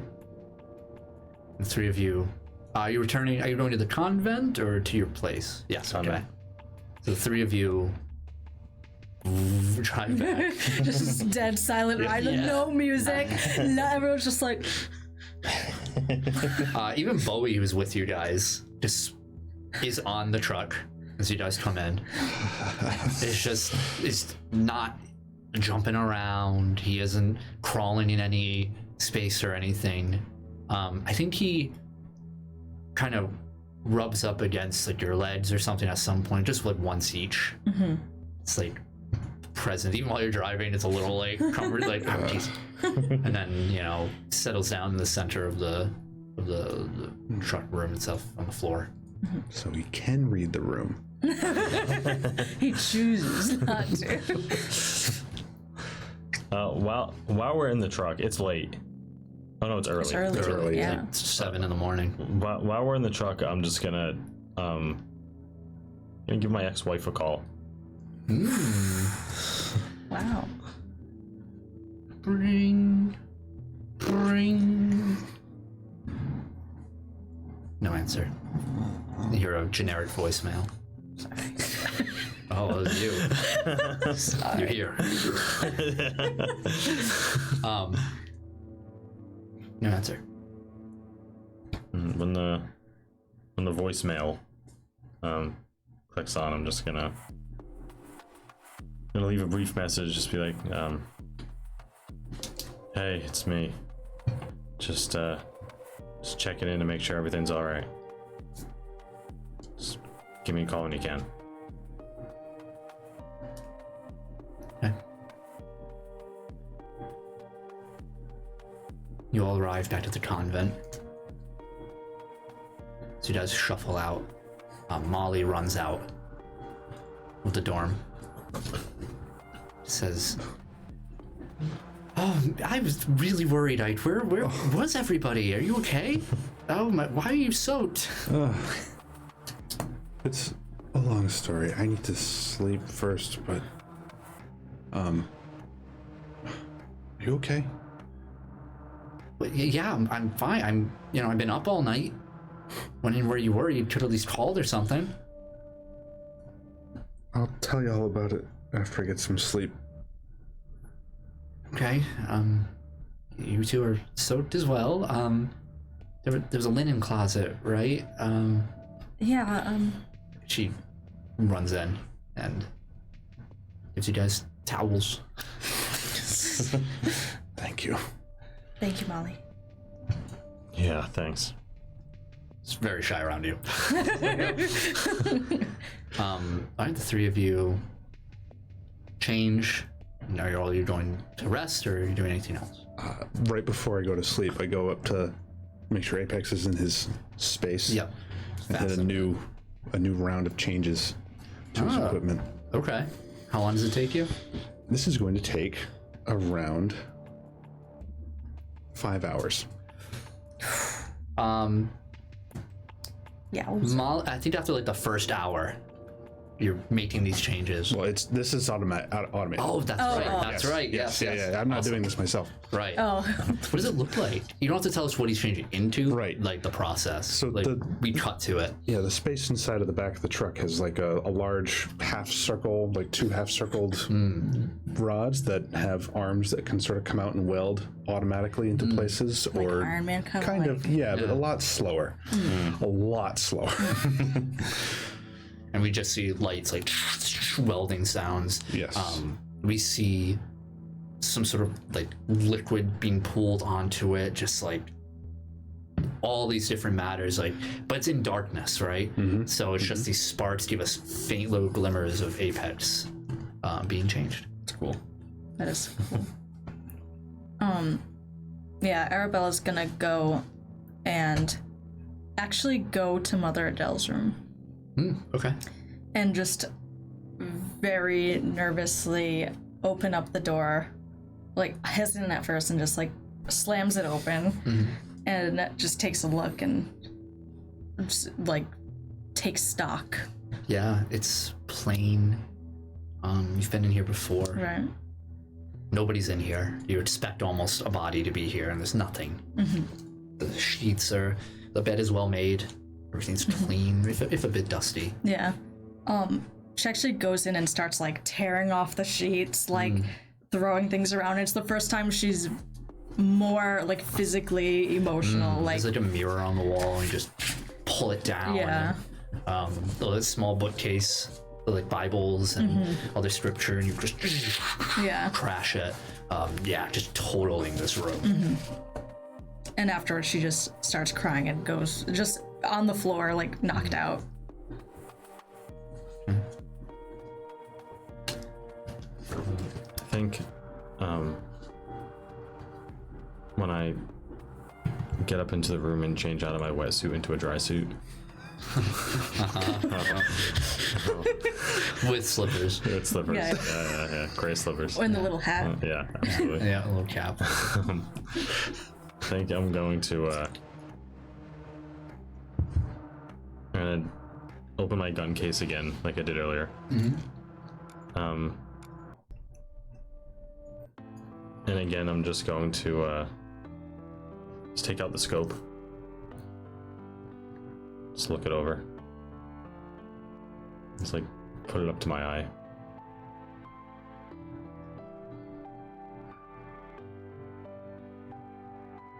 I'm just gonna clean it like normal. Shake off the water. And I'm just gonna flip it around and look at it as if it's pointing to me.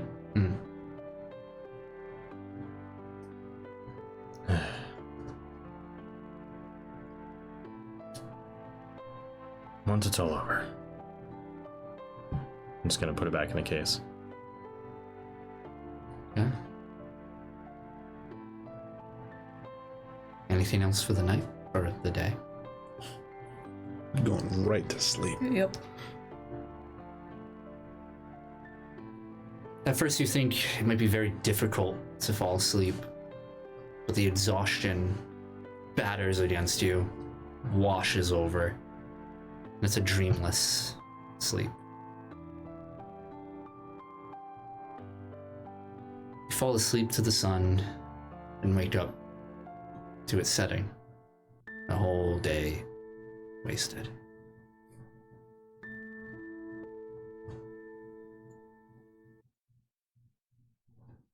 But you wake up to an awful, awful smell.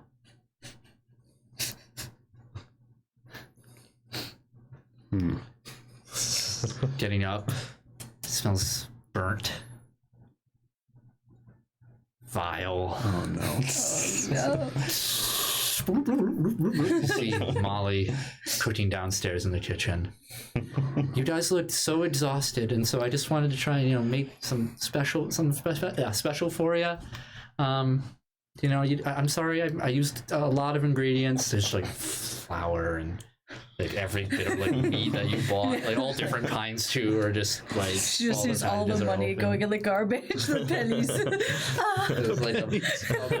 like a black smoke above here. Beep, beep, beep, beep, beep. Oh crap, I'm sorry. She immediately goes to help and is like, thank you so much, it's okay, like fanning the little fire just detector. making grilled cheese. Thank you, I appreciate it. You didn't have to cook for us. You really didn't have to. Well, it looked like you guys had a rough night. Scrapes plates of what looks to be like a fried meat dish over rice, and the rice is somehow also fucked up. It's like crunchy in some places.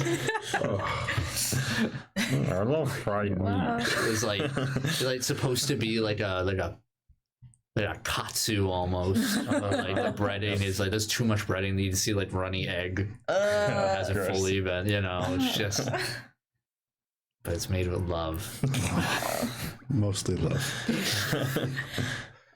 Thank you, Molly. This looks great. Oh, the secret ingredient is lemon pepper, and she just sprinkles this heavy dose of lemon pepper all over it, like way too much. Oh, it's the most expensive ingredient.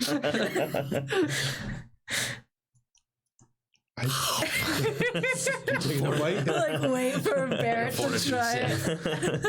40. Oh no! 9. Like sweating a little bit.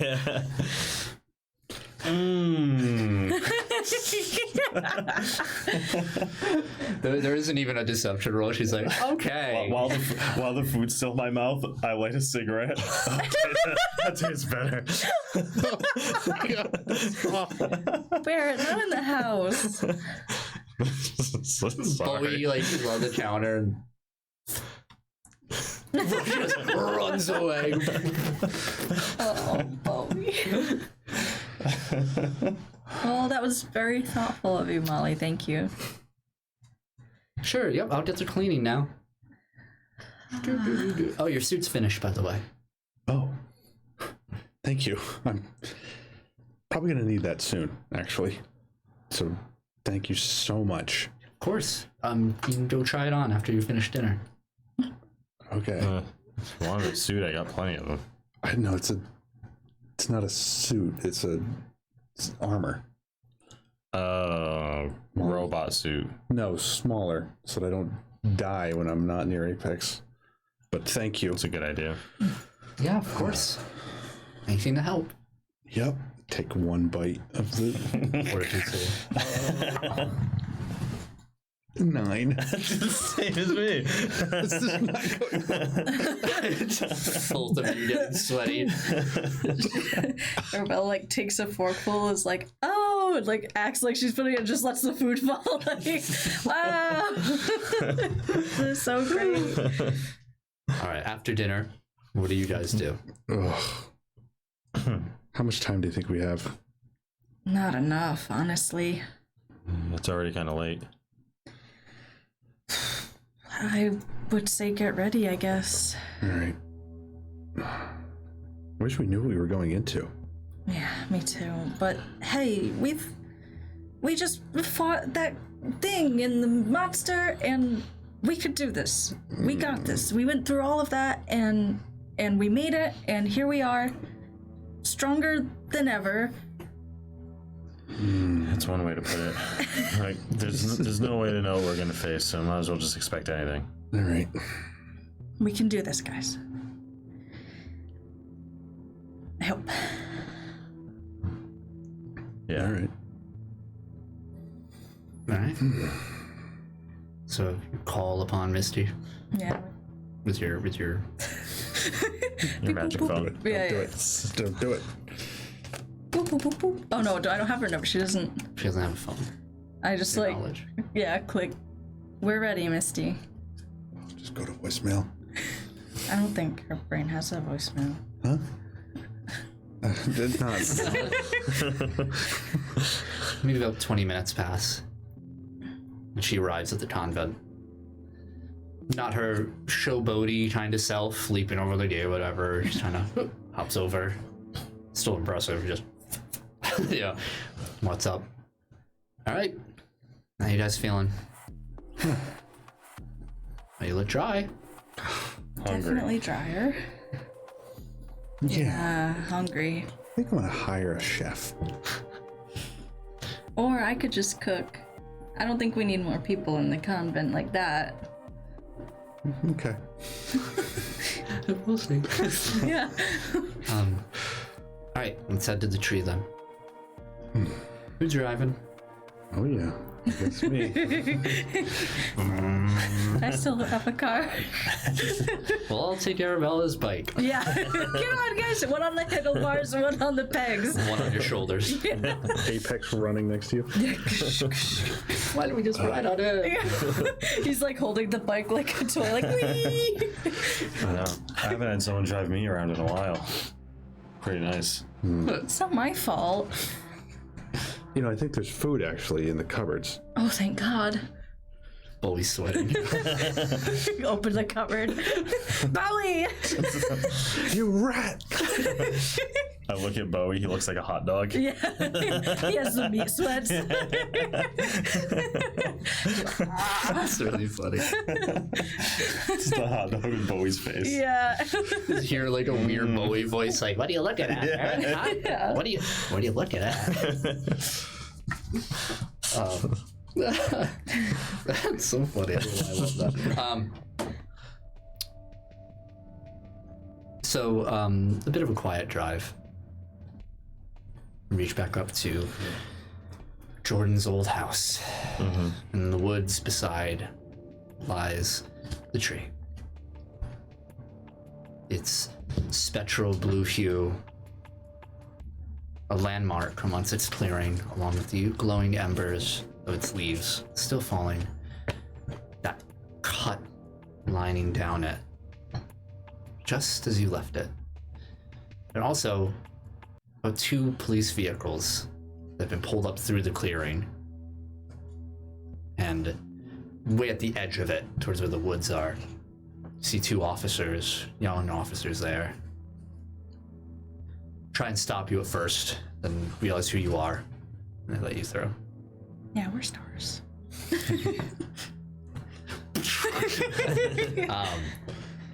Misty looks over 3 of you. She says, I would ask you if you wanted to turn back. It's too late for that now. Not after what we did. Not now. What a shame, because I was thinking of saying yes.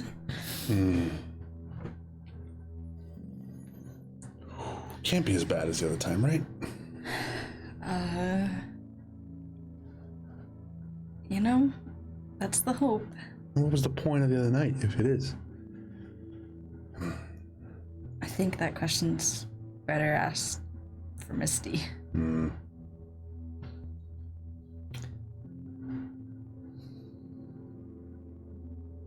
Everything is what we make of it. Everything. Barrett, Yep. time to make the portal. Yeah. Just open my case. Form my gun.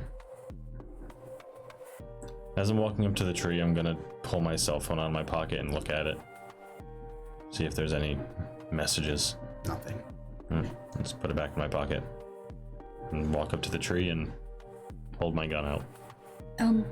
Wait, could I use... I don't know if this will work. Could I use a hero point to use both enhanced toughness and enhanced fighting, 1 on each of them? Yeah, I'd say so. Okay. For a hero point, absolutely. Which? Both on... Both on both? 1, I'm gonna put the toughness on Barrett and the fighting on Ike. Alright, what does it look like? Yeah, she's gonna be like, oh, wait, Barrett, come here, guys. Yeah. She just kind of like reaches out her hands and takes like 1 hand in each and like concentrates for a second, and you just feel like this warm, kind of like this warmth like take over your hand, and you feel it like going down your arm and like into your whole body, and you just have this like blue glow, and you feel a little bit more ready to go, and you feel a little bit more. Yeah, like your muscles are lighter. Like you feel bouncier, more energy running through you. Some are more flexible, and you feel hardier, sturdier, more centered. Okay. And yeah, well, she has both hands. She's like, we can do this. We have to be ready for this. We are ready for this. Well, if yesterday taught us anything, it's that we can get through hard stuff, so. Exactly. All right. So we're doing this together. Always. She lets you Best guys way. go. Alright. Slap my gun on that door. Barreled and young against the tree. Persona.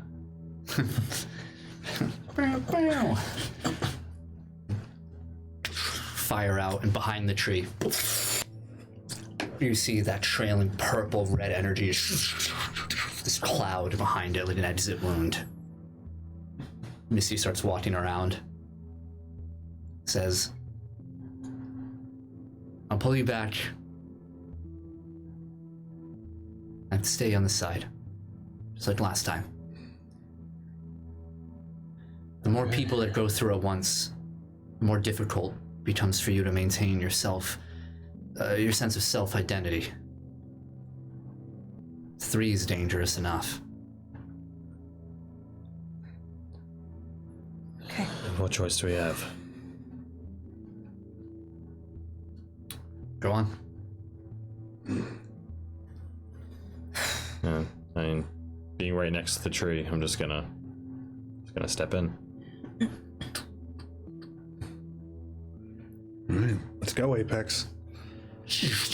Are you in or in Yeah, Apex? oh, in Apex for sure. There's no way I'm not. Just you, Arabella. She kind of looks back at Misty, looks back, she's like, all right. She leaps in.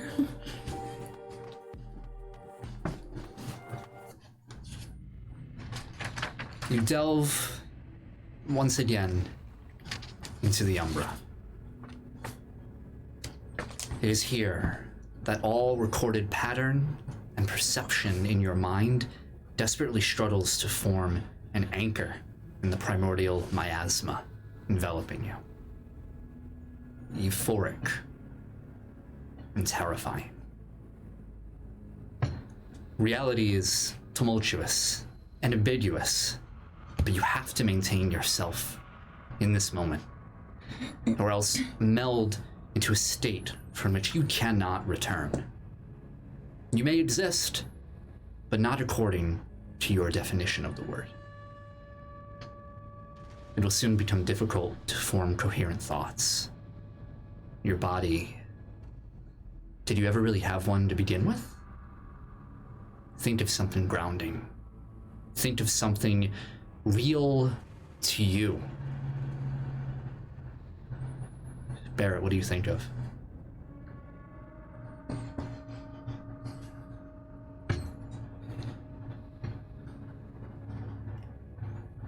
I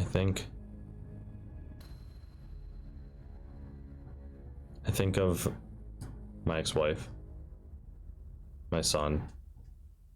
I think of the Harks. And I think of Arcadian Haven.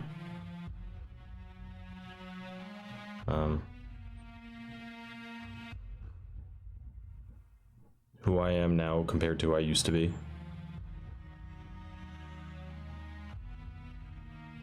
And the people that have helped me realize what it is I really want to do. Okay. Ike? Think first of the people back home, their safety. Think of Molly, her safety. And then think of the connection I have to Apex as a grounding force. Okay. Arabella? Think about the convent in its prime, flourishing. Everybody there. Think about the town growing up, and think about the Halloween festival. With everyone there, having the lanterns out and letting those go.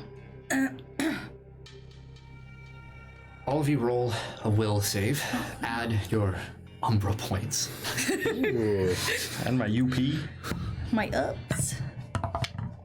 Okay, thank God. 22. 28. Nice. 22. Wow. We're adding will to it. Oh, very nice. Good job, everyone. It's enough. You forced your will onto this realm and demanded the preservation of your own identity. It's fragile and distorted, being pulled and singed as the Umbra attempts to devour and satiate its blazing and ravenous appetite for instability. It isn't malicious. You are rebelling against the laws and boundaries of this realm's creation. As you cling to your respective memories, your mindsets, grasping with a slick and distressed mental hold, a sensation beats against you like a wave. To feel anything that wasn't of your own volition, it's a startling realization that there was an escape from this, a way to end the struggle that didn't involve letting go of all that is, was, and will be you. Direction is meaningless here, but knowing that the wave existed might be all you need. It strikes you again. Emotions travel with it, but you've almost forgotten how an emotion should be experienced. You're losing yourself again. Feel that wave. Let it strike you. Let it overcome all else. Focus. Focus. You emerge to feel warm air sink into your lungs. The glorious beads of sweat ride down your spine. Your mind overclocks in order to acclimate yourself back into some semblance of perceivable reality. You undergo a rapid-fire gambit of emotions like a computer booting up after a long slumber, before settling into a single mood. You have endured. Damn. Oh no! Oh shit. We in one piece, boys. We in one piece. We're not quite paced yet. We're just a little pasty. We're like semi-pace. Yeah. Like congealed, you know? Yeah. Just a little- Jello-esque. Jello-esque. You are out of Apex. Laying on the floor. The two of you also laying on this hard wooden floor. Acutely aware of the sound of waves. But also muted. Your vision returns from this blur. And all of you are inside what looks to be a building. A small living room.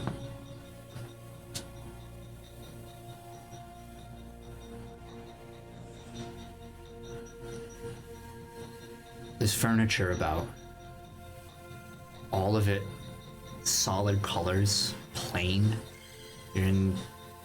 There's no wall dividing you from the kitchen area. There's a staircase near you, but it's eroded. All of it made of wood. As you groggily look around, the walls are kind of strange. They aren't meant to be here. They look out of place. They look like bathroom stalls.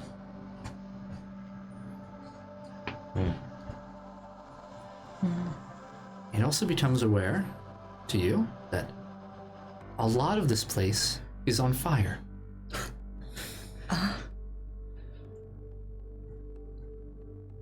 But the flames, even as they come close to you, too late to move out of the way, they simply lick at you, but do not consume you.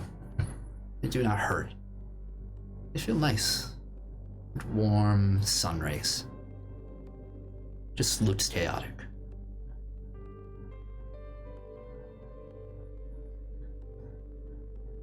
What do you do?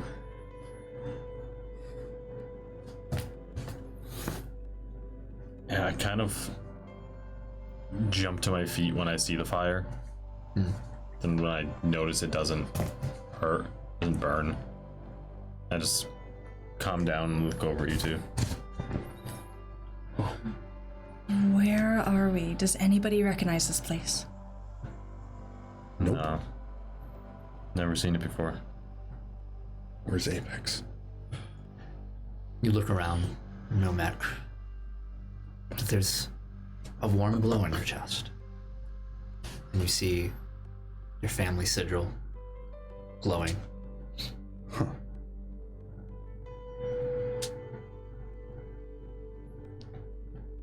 Touch it right like I did last time. Nothing happened.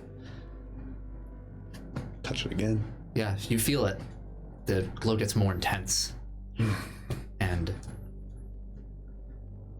there's this sort of sensation that washes over you. Like someone trying to speak to you almost. And while no words come, you feel a sense of I am here. Call when you need me. Did he not make it? I think he did. But I'm not really sure what this is. It's confusing. We had to think about who we are to get here. I mean, I doubt Apex could do that. No, but I don't know. It might be more than that. I mean, I guess it depends if you see Apex as a part of you or not. It's a good question. Well, how about we focus on getting out of this burning bathroom? Sounds great. Is there like a window? Yep, there are windows. As you walked to them, you see outside pristine white beaches.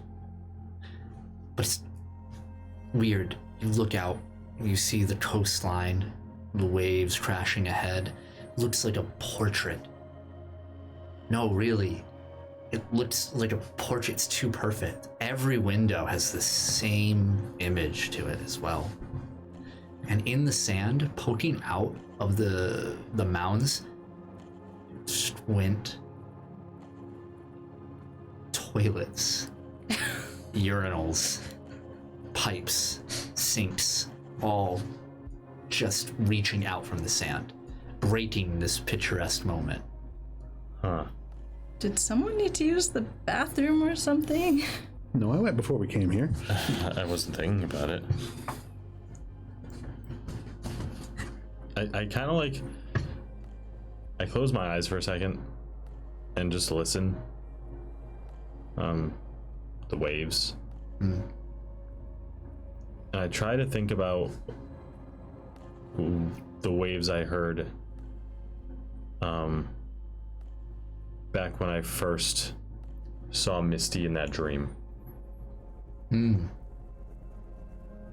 It's different. The waves you're hearing, it's the same sound again and again and again. Too perfectly exact to the last one. Hear a seagull, we don't see it. And it's like on the dot 4 seconds, the seagull calls out.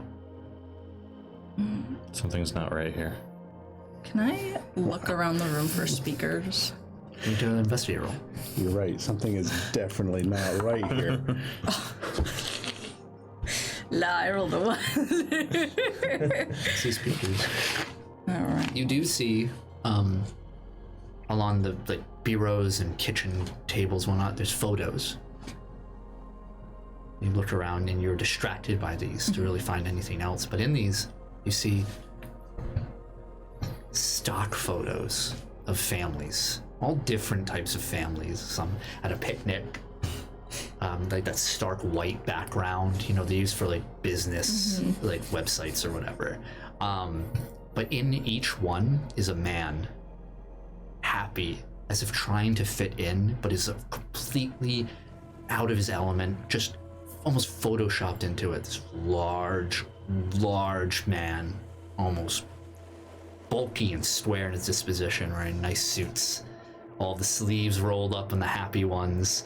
Like you see a family holding their kid aloft, and he's in the background, like the family's playing badminton. It's a completely different family, and he's also has a racket. He's like getting in the way of the person who's supposed to be hitting it, as if he's like taking the shot. Like it's just completely like, what is this guy doing? Do you guys see this? So hold up the picture. What? These are weird. This whole Each one of these is. thing is weird. Are the stock families different in each photo? Yes, 100%. Different ethnicities, different ages. Yep. But that dude's still the same. Correct. Same outfit in each one. It's like subtle differences. Like there's one of them on the beach. He still has the suit on, but he has like the visor, the forehead thing. There's a big block of sunscreen on his nose. He's like, hey, we're in the Umbra, right? Yes, I think. I don't know where we are. And this guy's showing up in the photos. Yeah, and? Well, I'm not exactly sure how all this works, but think it's anything like when Raj put us in his Umbra? Wait, you think we're in somebody's Umbra? This man's Umbra? I can't pretend to know, it's just a guess. I mean, that's the best guess we have. Maybe this is his Umbra? Is that what you mean? Yeah. wow, you guys are smart. Who would the... From the kitchen, how you missed him. He should not have been there to begin with. You just see this incredibly large man, palm tree tie, belt buckle, life is a beach, takes up the entire doorway, fire all around him. He has both hands raised up. Oh, sorry. I didn't mean to startle you guys. Wow, you're really here. Words. Who are you? Oh wow, Agent Stare. Oh wow, it's an honor. Really is. As soon as he says that, I'm reaching my hand out and summoning my gun to me. Oh wait, no, please. Through the window, it shatters, and you're gun. Oh wait, please, hold on, please. I'm just like putting it to his chest and so right next to him. Barrett, wait! He knows who I am. Yeah, I know who all of you are. Oh, that didn't help, did it? No, it didn't. I'm sorry. Why do you know that? Who are you? My name's Reggie. Okay, Reggie. I kind of move the barrel a little bit. Where And you're with are Bleeding Edge? I am. Yeah, I am. I just kind of look over at you, Arabella, and then back to him. No, but I still am trying to hold it. I just want to help. Help how? Help, why? Here, you can take a seat. He motions behind the three of you, and the love seat, the sofa that was there is gone and replaced with a dining room table. Meteor chairs put out. All wicker, very beach-like. Okay, let's all take a seat and figure this out. Okay, Reggie, we're in your Umbra. What does that mean exactly? Yeah. You're in my Umbra. Which is... It's a little messy. It's my first time. He sits down at the head of the table, and his chair is too small. It sinks into it. You hear the creaking of the chair itself. You're telling me you work for Bleeding Edge, and you have an Umbra, and you're not a threat? No, here, maybe I can. And he reaches into his coat pocket. Whoa. No, wait, no, I swear it's not. And he pulls out a small box. See? It's all, just everything's good. Relax, guys. Things aren't always what they seem in the Umbra, right? That's true. But here he slides a small case, and he opens it up. And inside you see what looks to be this long, sleek, black ice pick. Slightly rounded at the top. What is that? Well, that's how this is all made, really. Oh, what? So this is uh, artificial? Yeah, it's called a Genesis trigger. Never heard that term before. New tech. New tech. Forces the inception of an Umbra within certain subjects. And you're Are you using that now to do this? I am. It really works. Wow. Most subjects don't live through it, really, but you know, I've been eyeing it for a while now, kind of messing with it a little bit when I can. Okay, so why do you have this, and why do you want to help us? I took it. I took it because I needed to get a hold of you guys to tell you what's going on. These things, he gently picks it up, like holding a baby. These things are dangerous. You can see this thing's launched at the size of my forearm. Jeez. It changes everything around here. You guys are prime targets. They're gonna use them in some way, but they can help you too. They work like these sort of signals in the Umbra. That's why you're here. Oh, I guess. I have a lot of questions, Reggie. Sure. Yeah, no. I can tell you anything you want to know. I think they got everybody on you soon. They want everybody against you. They're called the Task Force Subroutine. That's what they call themselves.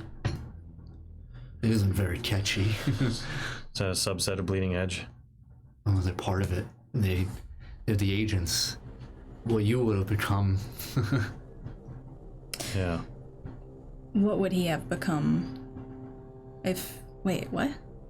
They're just agents. Sorry. The Task Force Subroutine. I was writing it down. They're a higher group, an echelon special agents within the organization. Barrett was supposed to be one of them, but you dropped the ball in a good way. I don't mean to offend. It's probably better you didn't. Reggie. Yeah. Who do you work for specifically? Who do you take orders from? Complicated answer.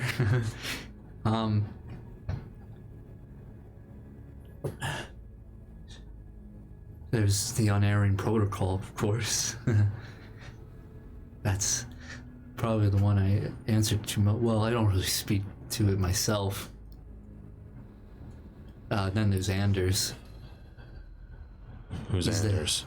He's the head of the task force subroutine. Tell me more. Well, before I go into it a little more, I just want to say, I'm glad I ran into you guys over here. I'm glad you found me. I'm doing this for a friend. She really wanted this sort of help, and I'd do anything for her over here. Who's your friend? Oh, she's amazing. I think I have a photo of her over here. Hold on. He gets up and goes into one of the flames in the corner of the room and reaches in. Oh yeah, all right. Comes back, sits down, and puts a framed photo. The frame is all like palm trees or like clay around it. It's really cute. Inside you see, again photoshopped almost, is him around a memory. Picture of a woman leaning against a metal wall, smile on her face, red hair, star lawn. You see Angelica. She's my best friend. Looks like it's from a while ago. I haven't seen her in a while. Yeah, but Did she ask you to do this? I just think she needs the help, and I just want to help. She's done a lot for me. I'm sure you know what's happening with her recently too. Yeah. Just like you. I don't like her anymore. They're after her. Yeah. Is that why you need us? I just don't want her to get hurt. Do they know where we are right now, Reggie? Oh, wow. I guess I haven't talked in a lot, huh? I mean, they could, maybe. I'm sorry. We should wrap this up then, I guess, right? Yeah. Wait, why is there bathrooms on a beach? I'm in a bathroom right now. Sorry. And I've never been to the beach before. I always wanted to. Do they know where you are right now? No, I'm on my break. I've been planning this for a while. Wait, Can I? Oh, sorry. No, go ahead. Do we have items? Yeah. I'm gonna look for the phone. Sure. Reggie, can we try something really quick? Oh, yeah, sure. Can you touch this? Okay, yeah. And you see a contact. Perfect. Oh, if you said you're in a bathroom, right? And you wanted to see the beach? I've never been to the beach before. I always wanted to see.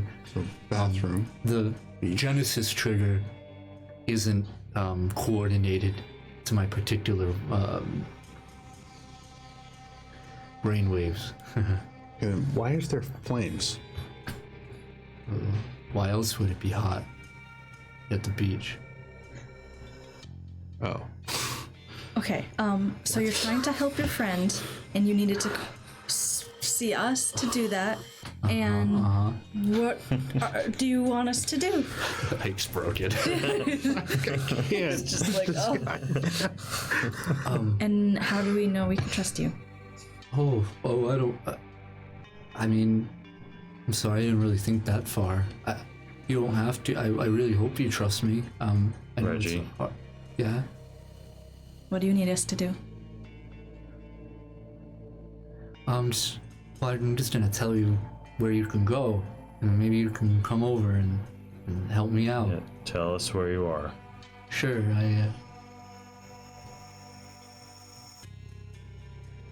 You see his face grow pale. Behind you.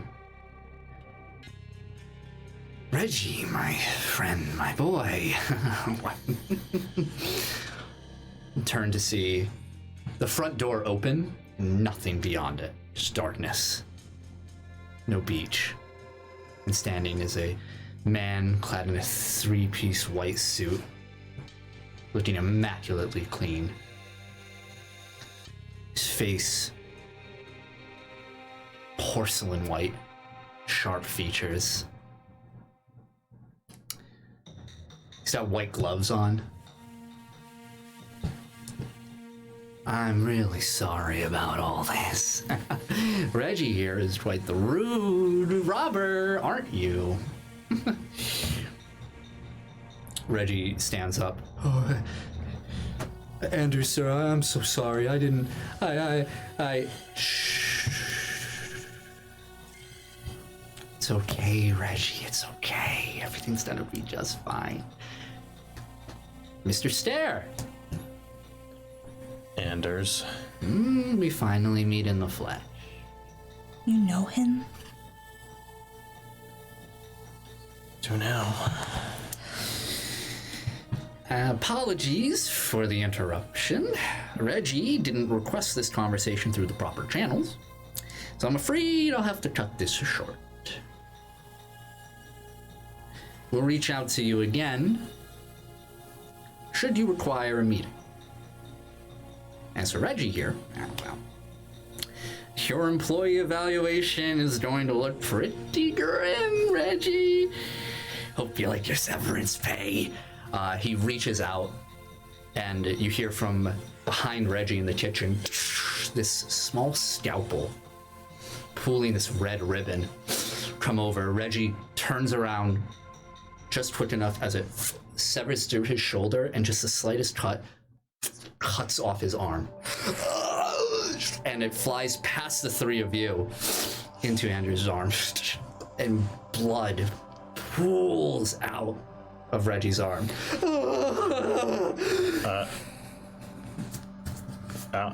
Yep. In this moment, I'm gonna turn my gun into my bike. Yeah. The table pulls over. Everything around you starts to fade in color, except for Anders and Reggie. Anders walks over to all three of you. Your bike revving up. Apex, I need you now.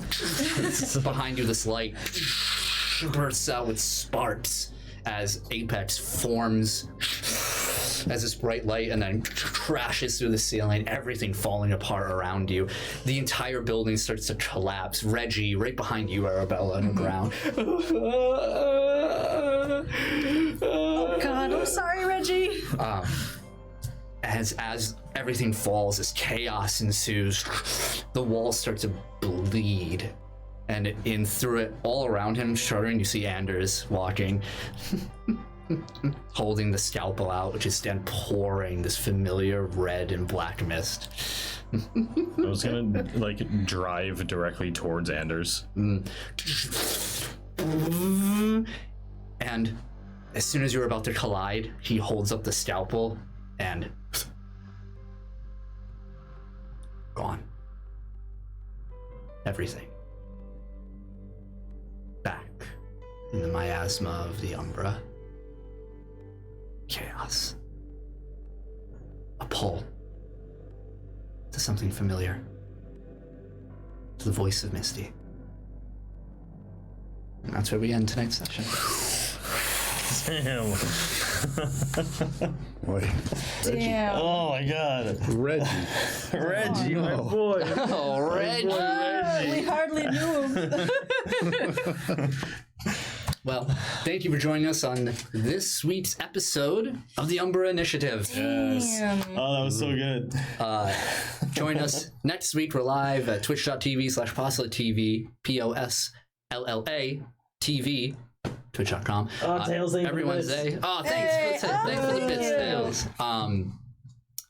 We're also on Spotify. You can check us out on anywhere you get podcasts. We're on YouTube as well if you want to watch the episode live and get all the visuals and everything as well. Yeah. We'll see you next time. We're going to go raid. We're gonna go raid. Patreon.com/Umbra Initiative. Please support. Go. Bye. Bye. Bye.